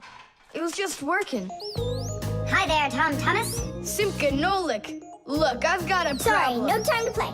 We're busy. Busy? With what? We got put in charge here for the day. We even get to use one of the pack-a-mats. Papoose and Marcia went out to visit our Fixie friends. Papoose used to be with them at the Space Center years ago.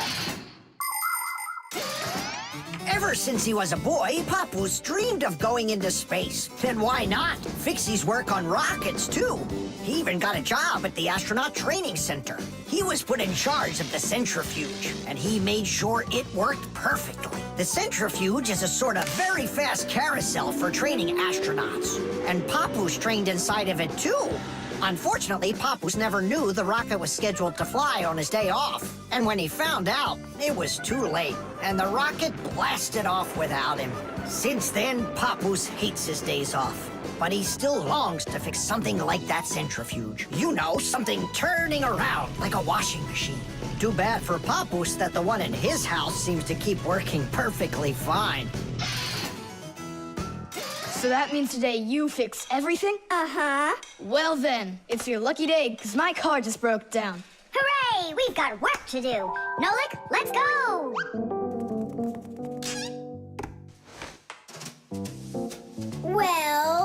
broke down here. Wait a sec.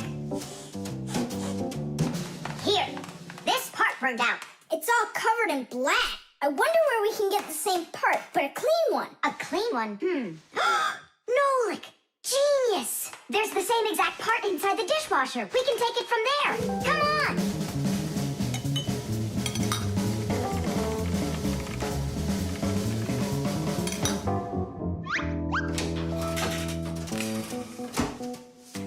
Do you have any idea how all these parts are connected to one another? With this thing right under you.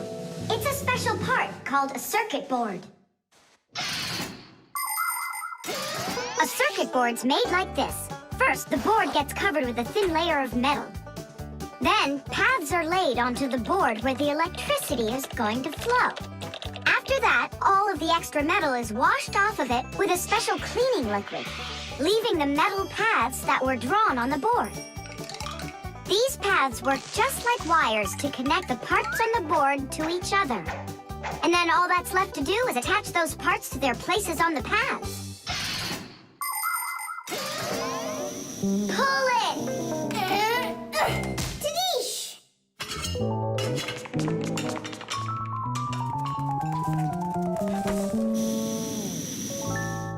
Tom Thomas, Tadish! Hooray! It works again. Tom Thomas, I'm about to start the dishwasher. Are there any dirty dishes in your room? Nah. Slow down! Slow what down? Slow down your mom. We took the new part out of the dishwasher, see? Mom, wait! Don't start it! You need to put in this one, dirty cup. Nolik, follow me. Inside the TV's the same part.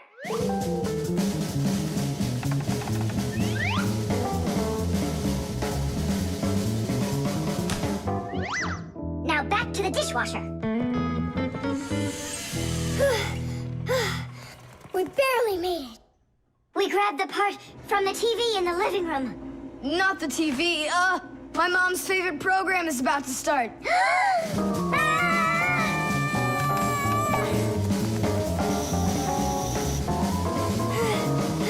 The television is working now. And where'd you get the part for it? From your dad's computer in his office. Hi, everybody. I'm home.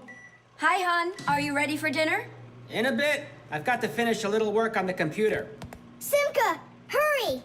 Where else can we find that part? Stop. That's enough running. Here, take it back from the car. And then we put the part back into the computer and it started working again. Oh, that was really silly. Remember, you little experts, never repair any device at the cost of another one. I understand now. And I understand. If you were smart, you could have taken the part out of the old radio in the closet. Papus, but you know the radio wouldn't work then. That old thing hasn't been working for years. Marcia and I have pulled out half those parts already. The cell phone.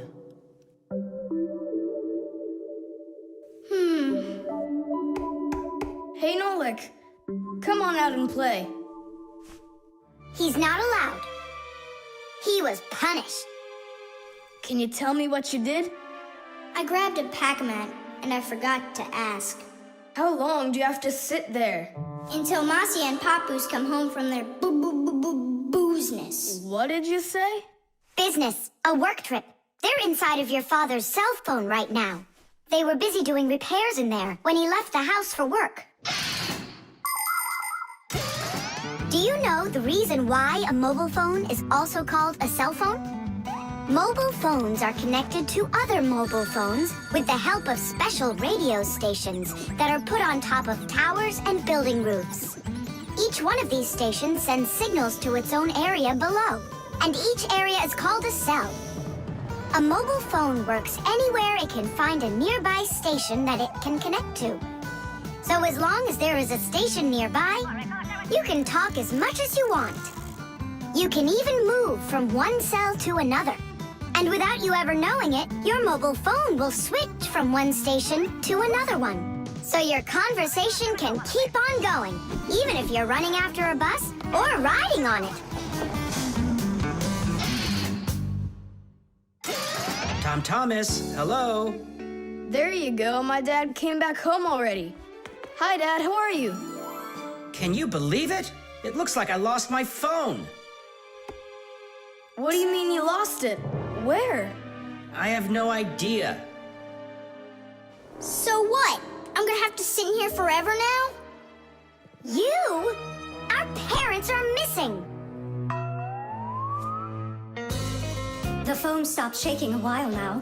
We're probably already at home. Not home to me.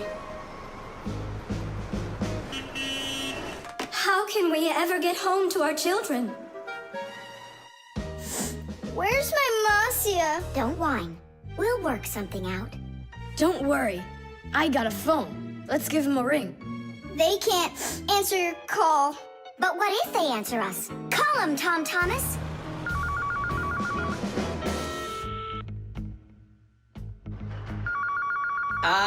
Don't even think it. We're not allowed to talk to humans.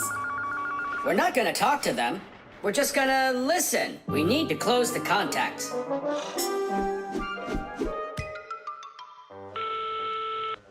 It's no use.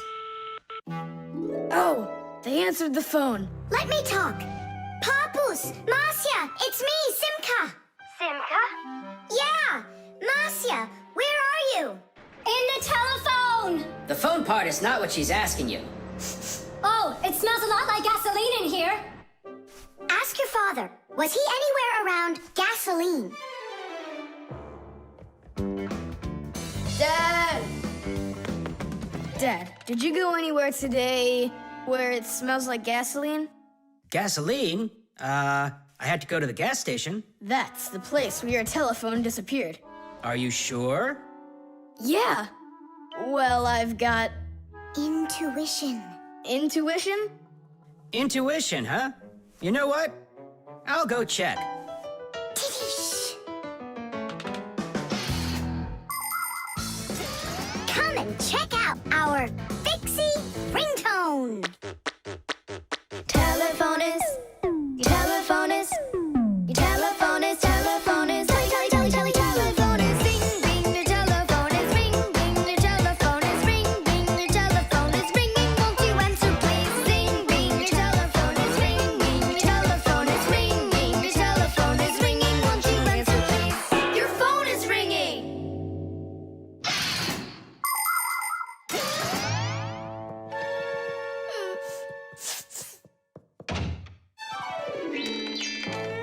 It's just incredible. You see? I found it. Son, you're one clairvoyant. I didn't notice when it fell out of my pocket back at the gas station. My children! Oh, my Marcia. Papus. Aw, my sweeties. So, just by any chance, you think you might happen to know where I can find that nice watch I lost? No. Don't worry, there's no rush. Just use that intuition you've got.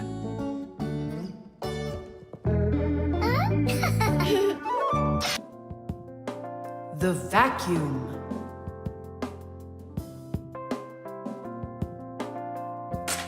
What's the point of cleaning up toys? You're just gonna go take them out again later. You said it.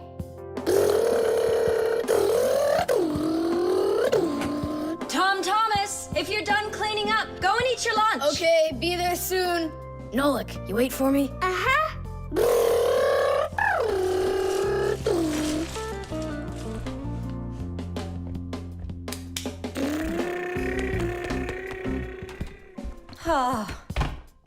He calls this cleaning up.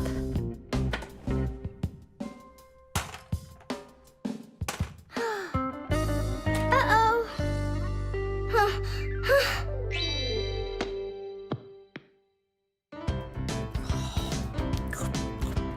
As we say, bon appetit. Thank you. You're not gonna eat me up, are ya? How? Fixies, I don't eat them. Well, that's my mom. She started vacuuming.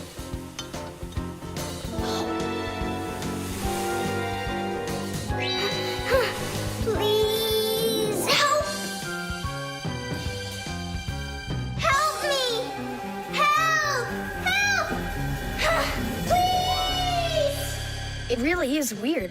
How's it possible a vacuum cleaner can take all that dust in, and none of it gets back out? Oh, come on. It's simple. They taught us about it way back in 3rd grade of Fixie school. You can think of a vacuum cleaner as nothing more than a fan with a net. The fan spins backwards, so it sucks in air with dust and dirt. If you put a net in front of the fan, the net will catch everything that is in the air and let the air pass through. Then all you need to do is add a pipe and you've got yourself a vacuum cleaner. But instead of a net, vacuum cleaners use special bags to collect the dust and dirt. It's as simple as that. Oh, whoa, Simka. Nolik, could he get sucked into the vacuum? Oh, no! Did he stay back there? Tom Thomas, what's the matter? Mom, I can finish vacuuming you. I mean for you. All right, I'll go clean the dishes. Nolik! Nolik! Nolik! Nolik! Nolik! We better go and get help right away. Masya! Nolik got sucked up inside the vacuum. It's impossible.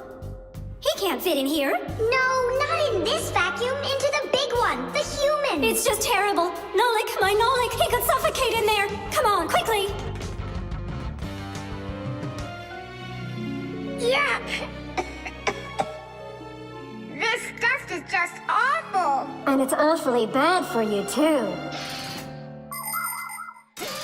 Dust is a tiny enemy. It's so small and unnoticeable. But if dust gets inside machines and appliances, it's a disaster just waiting to happen. It can keep gears from turning properly. Dust can make appliances overheat. And if dust gets onto electric contacts, it can create a short circuit that can even cause a fire.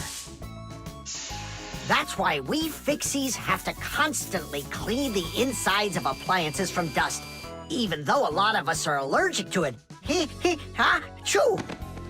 If only people would just dust a little more often than they do right now. Choo!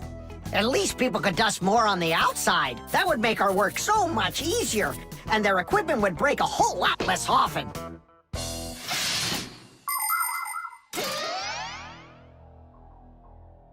Well, did you find him? No! It's all my fault. My mom asked me to clean up my toys, and I didn't just do it like she asked. Now it sucked him in because of me.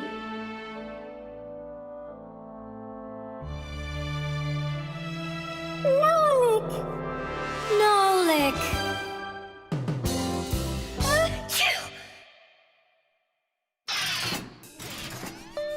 So what do you say, Tom Thomas? What? I already apologized, and I already promised to clean up my toys. And why are you sneezing? To keep you company, so you'd feel a little better. The compass.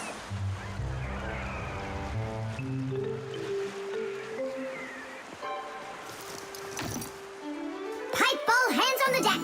Aye, aye, mateys. Shiver me timbers. Simka, Nolik, what you doing here? We're not Simka and Nolik. We're courageous pirates. Yeah, pirates. And today we leave home for the sea. Are you with us? Yes, I am. Hooray! You mean no? No hooray? Oh, yeah. You can't join us without a test. Go and find a special thing. Something no sailor should ever sail the sea without. I can do it, but how? With a map. And it's over there. I've never seen a map that's this puny. What are you talking about, puny? That took us a half hour to make. From where you're standing now. Uh-huh. From here, you mean? Guessed it right. First head to the north until you will find... Hold on. But where's the north? It's where the North Pole, ice, and polar bears are.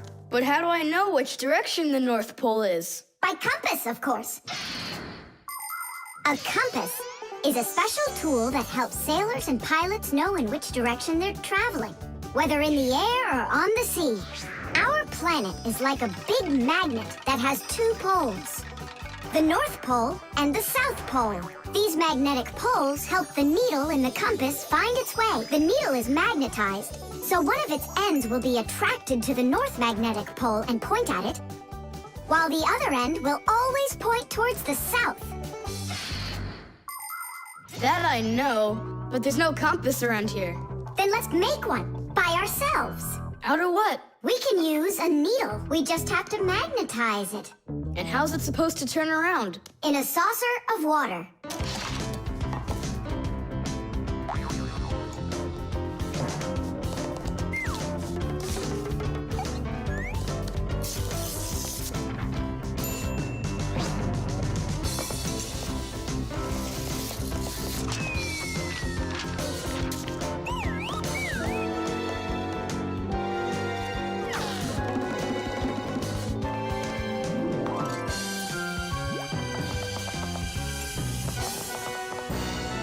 Well, there you go.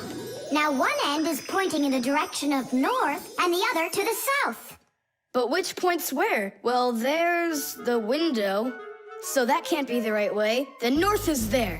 I'm really liking this sharp little fella we've got here. You calling me a little fella? No, it's just the way us pirates talk. All right then, north we go. First head to the north until you see a sleeping monster. Mateys ahoy! Monster on the horizon! Let him do it himself. Now turn to the left and go 300 paces more. 300? Exactly. I counted on myself. Uh-huh. Okay, then that means I'll go 1, 2, 3. Now straight ahead until you get right up to the giant tree. You call that a tree? Wow, amazing! I can't believe my eyes. It's a real ship compass. It's also called a marine compass. The first compass was invented more than 1,000 years ago in ancient China. With its help, the Chinese were able to travel across the desert. And about 200 years later, the compass appeared in Europe. Whether the Europeans came up with the idea for the compass themselves or took it from the Chinese isn't clear. But one thing's for sure, we Fixies remember how those early compasses were built.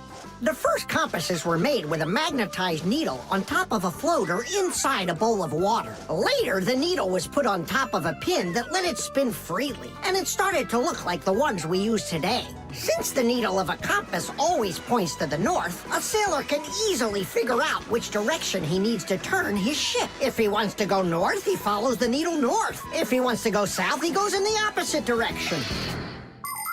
Your dad brought it home with him late last night from his work. You were asleep. Hold on. I want to check something. What's up?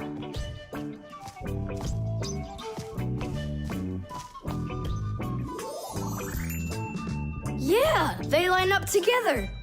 Of course they line up. If not, how else would you have gotten here? We're done with the needle. It has to go back. First head south 600 paces. 6 for you, matey. The aquarium. The coast is clear. The humans have left. Come on, let's go.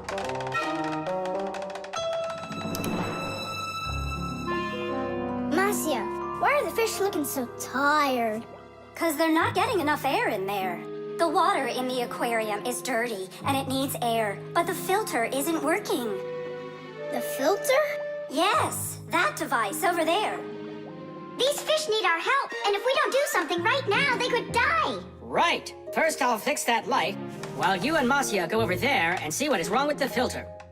But I want to go and look at the filter too. You're too small for this. Oh, whoa, whoa, whoa. And you're a giant. I mean, you're like 6 feet tall, huh? That's enough arguing. Nolik, let's go.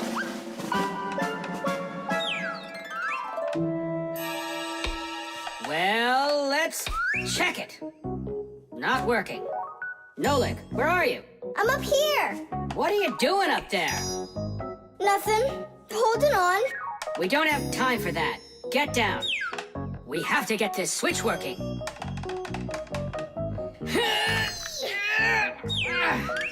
Marcia, what's the matter with the filter?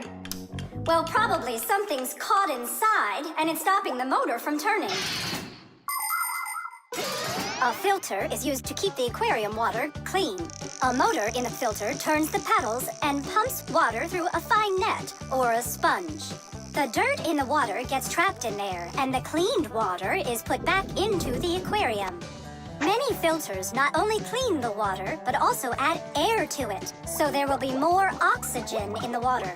You see, even though fish live their lives in water, they need oxygen just like all of us.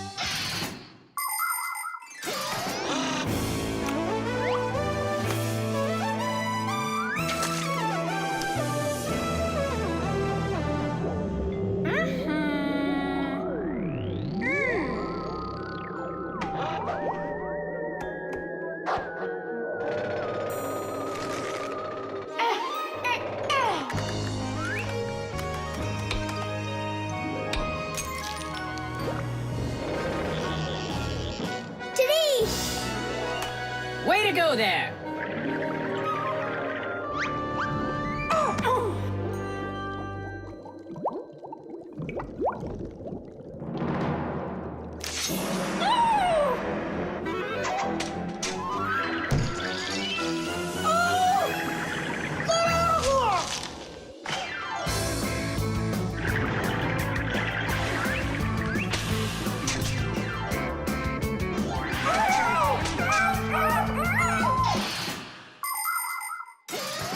There are lots of ways for people to breathe underwater. As an experiment, try putting an empty glass upside down in water, and you'll see that some of the air stays in there. That's the idea behind the ancient diving bell. An empty bell was lowered under the water, and some of the air remained in there for the diver to breathe. And about 200 years ago, the first diving suits were invented. The diver got air from a hose that started above the water. This let the diver spend a long time under the water and even walk around on the bottom, but just not too far. Later on, people learned to squeeze a lot of air inside of metal tanks, and that's when scuba diving started. Scuba divers breathe the air stored in these tanks so they can swim freely and even dive deep down below the water. Our work is done. The light is on, and the filter is working. And the fish look so excited! As if they're not fish, but monsters. Thank goodness they're behind glass. Papoose! Just hang on. We'll be right there to save you. But I don't even have my pack-a-mat. Ooh, look how they're chopping their teeth. They must be so hungry. You're right. They're hungry. Nolik, come on.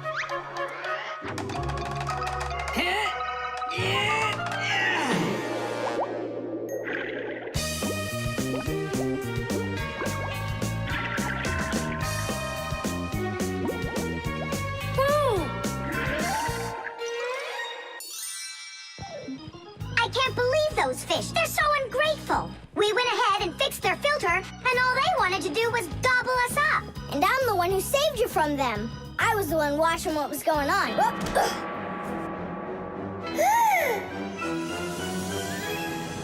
Oh, gee. Hold it. Do you think giving her some food will help? As long as you're not thinking that food is me. The cartoon. Yeah.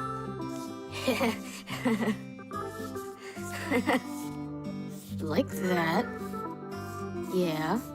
Tom Thomas, aren't you done yet? Yeah, show us your surprise and quit drawing. But this is the surprise. So make yourselves comfortable. Quiet on the set and action.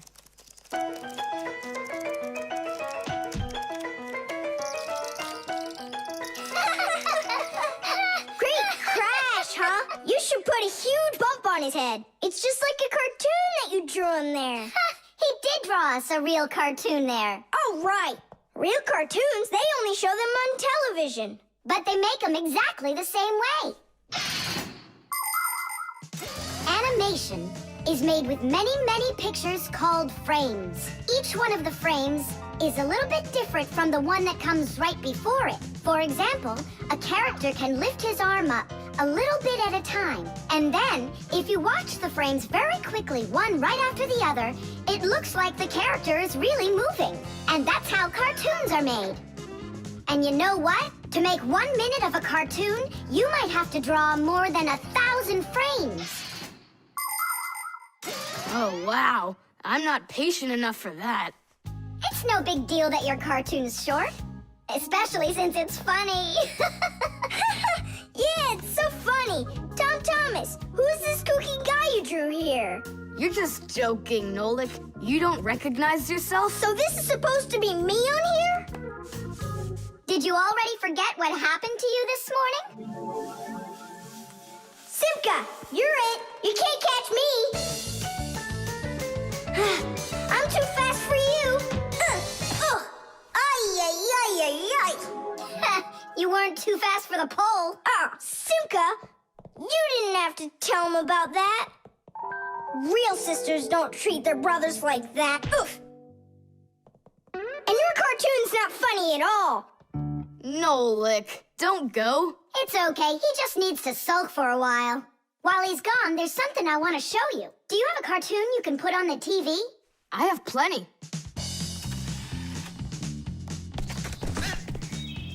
What should I do?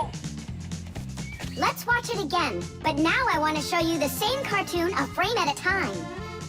Here, take a look. This is a frame, and here's another and another. Isn't that cool? Uh-huh. So cool. And then back at regular speed, there's 25 frames every second. What should I do? It's magical. Simka, you know, I feel awful for Nolik. Yeah, I feel awful too. There are many different ways of making animation. Hand-drawn animation is, of course, drawn by hand, and stop motion is made like this. The animators pose the model and take a picture of it. Then they move the model a little bit and take another picture. And they do it again and again and again until there are enough frames to make the characters look like they're moving very smoothly across the screen. Another popular style of animation is clay animation. In these films, everything is built and rebuilt out of modeling clay. But today, most of the cartoons are made on a computer. At first, they make a computer model of a character, a sort of digital puppet. After the models are built, they are colored and animated to move. This is the kind of animation that's used in the Fixie cartoons.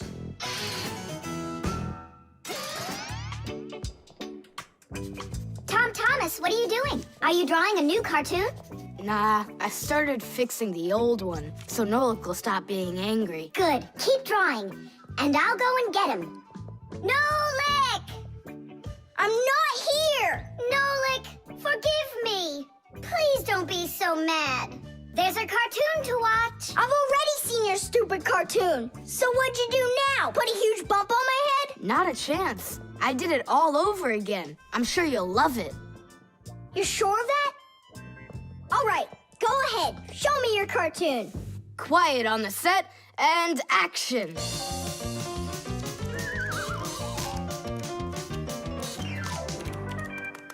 There you go. Now that cartoon I really liked. Good, 'cause I'm all out of paper. Well, I think the first cartoon was funnier. Whoa. But this one's much better, of course. Yeah. The keyboard. 5, 4, 3, 2, 1. Ready or not, here we come. And where is he hiding this time? Tom Thomas! Yoo-hoo! Tom Thomas, you didn't forget about your grandma's birthday, did you? No! Oops, I did. We found you this time. Hey, that's not fair. It was my mom that found me, not you. And go and hide again. Not now. I have to draw a birthday card for... my grandmother. So, we need one clean sheet of paper. When's your grandma's birthday? tomorrow. But your card won't get there on time. Oh, then what can I do? Come on and use your noggin. Pick up the phone, give her a ring. Your grandmother will be really happy to hear your voice. No, we've got a tradition. We send each other birthday cards. And what's the internet for? Why don't you send off an electronic card to her? Simka, that's genius. Oh, this one's cool. Now go ahead and type your message.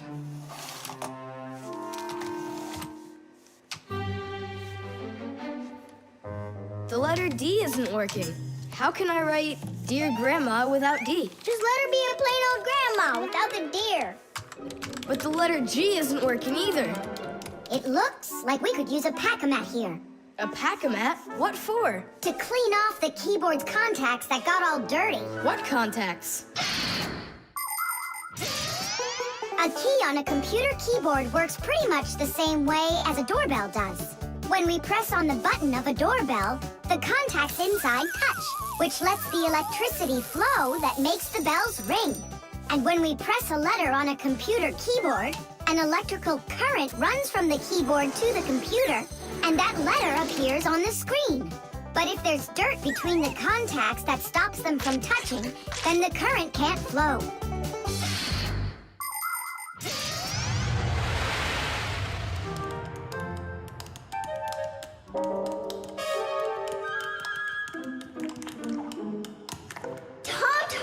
What did you drop in here that is so sticky? It's probably the soda I was drinking. And so, you shared it with the keyboard? Here's the reason why it's not working. Where did so many crumbs come from?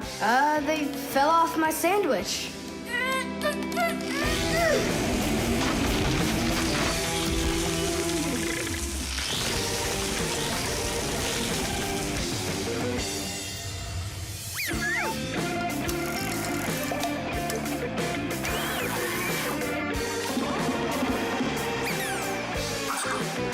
What in the world is this red stuff down here? That must be the sauce for my mushroom pizza. Oh, Nolik. Well, now it looks like we're gonna be out picking mushrooms. The Fixies are always ready to help people out, but there are some people we really don't feel like helping. I remember when I was working as a Fixie back in one house. It was a disaster. One day, the owner spilled coffee on the remote for the TV. As I was running to clean the remote, he starts pounding the TV with his fist because the channels won't change. So now the TV is broken too. Well, with no TV, he decides to listen to some music, and he carelessly pulls the music center onto the floor. So he tries to fix that himself and manages to break it for good. And then he sits down on top of his telephone and breaks that to bits. Meanwhile, I'm still busy trying to clean the coffee off of the remote. There wasn't a minute of rest with this guy around. In the end, I couldn't take it any longer. So I got out of there, and now I'm here, teaching kids. Tom Thomas, why are you eating food at your computer? Yeah, they don't feed you in the kitchen or something? Now I know it. It's not allowed. You said it. Now write your message. And write the address on there, too. Uh-huh. Mom, do you know what the email address for Grandma is? Grandma doesn't have an email address. So what? We went ahead and fixed that keyboard for nothing? I still need it. Am I Grandma? I'll give her a ring on the phone. You said you had a tradition of writing each other cards. And what? Grandma will be happy to hear my voice. That's some original idea, huh? The solar battery. Let's see. 3 times 648. He won't get it himself. Nope. Well, I bet he will. Tom Thomas is so smart. Yeah, smart, but lazy. I'll bet you a flick in the head. Then get ready. Huh? Shh. We promise. We can't bother him during homework time. I really wish I didn't have to write this out. Why write everything on paper when you got a calculator? I knew he'd say that. Without a calculator, he can't get it. It seems like the batteries are dead. Did you see that? The calculator won't turn on, so he's gonna have to solve it by himself. What's the problem? Come on. Where are the batteries here? Simka, Nolik, just come out already. I can hear that you're here. Hi, Tom Thomas. Well, you can't figure out where the batteries need to go? I don't get what's so funny. Because there are no batteries inside of this thing. What do you mean, no? Then where does the calculator, get a... Where does it get electricity? Uh-huh. There's a solar battery in there. The sun turns it on? A long time ago, it was discovered by scientists that some materials produce electricity when light hits them. Sheets that are made out of these materials are called photoelectric cells. By connecting a few of these photoelectric cells together, you can build a solar battery. A solar battery in a calculator sits behind a small clear window. And when light hits the solar battery, it produces the electricity that powers the calculator. I don't see a little window anywhere on here. That's because you covered up the window with a sticker for some reason. The reason is that it looks great. Good job. It looks really great, but it can't work now. Well, farewell, sticker. I can't get it off. Then just leave it alone. Go ahead and solve the problems without the calculator. Then I'll be the one flicking you. Flicking who? Did you forget? We're the Fixies, and we have to fix everything. Ah, Simka, that's a sneaky plan. It's not sneaky at all. You better find something to tear off the sticker with. Okay, how about them?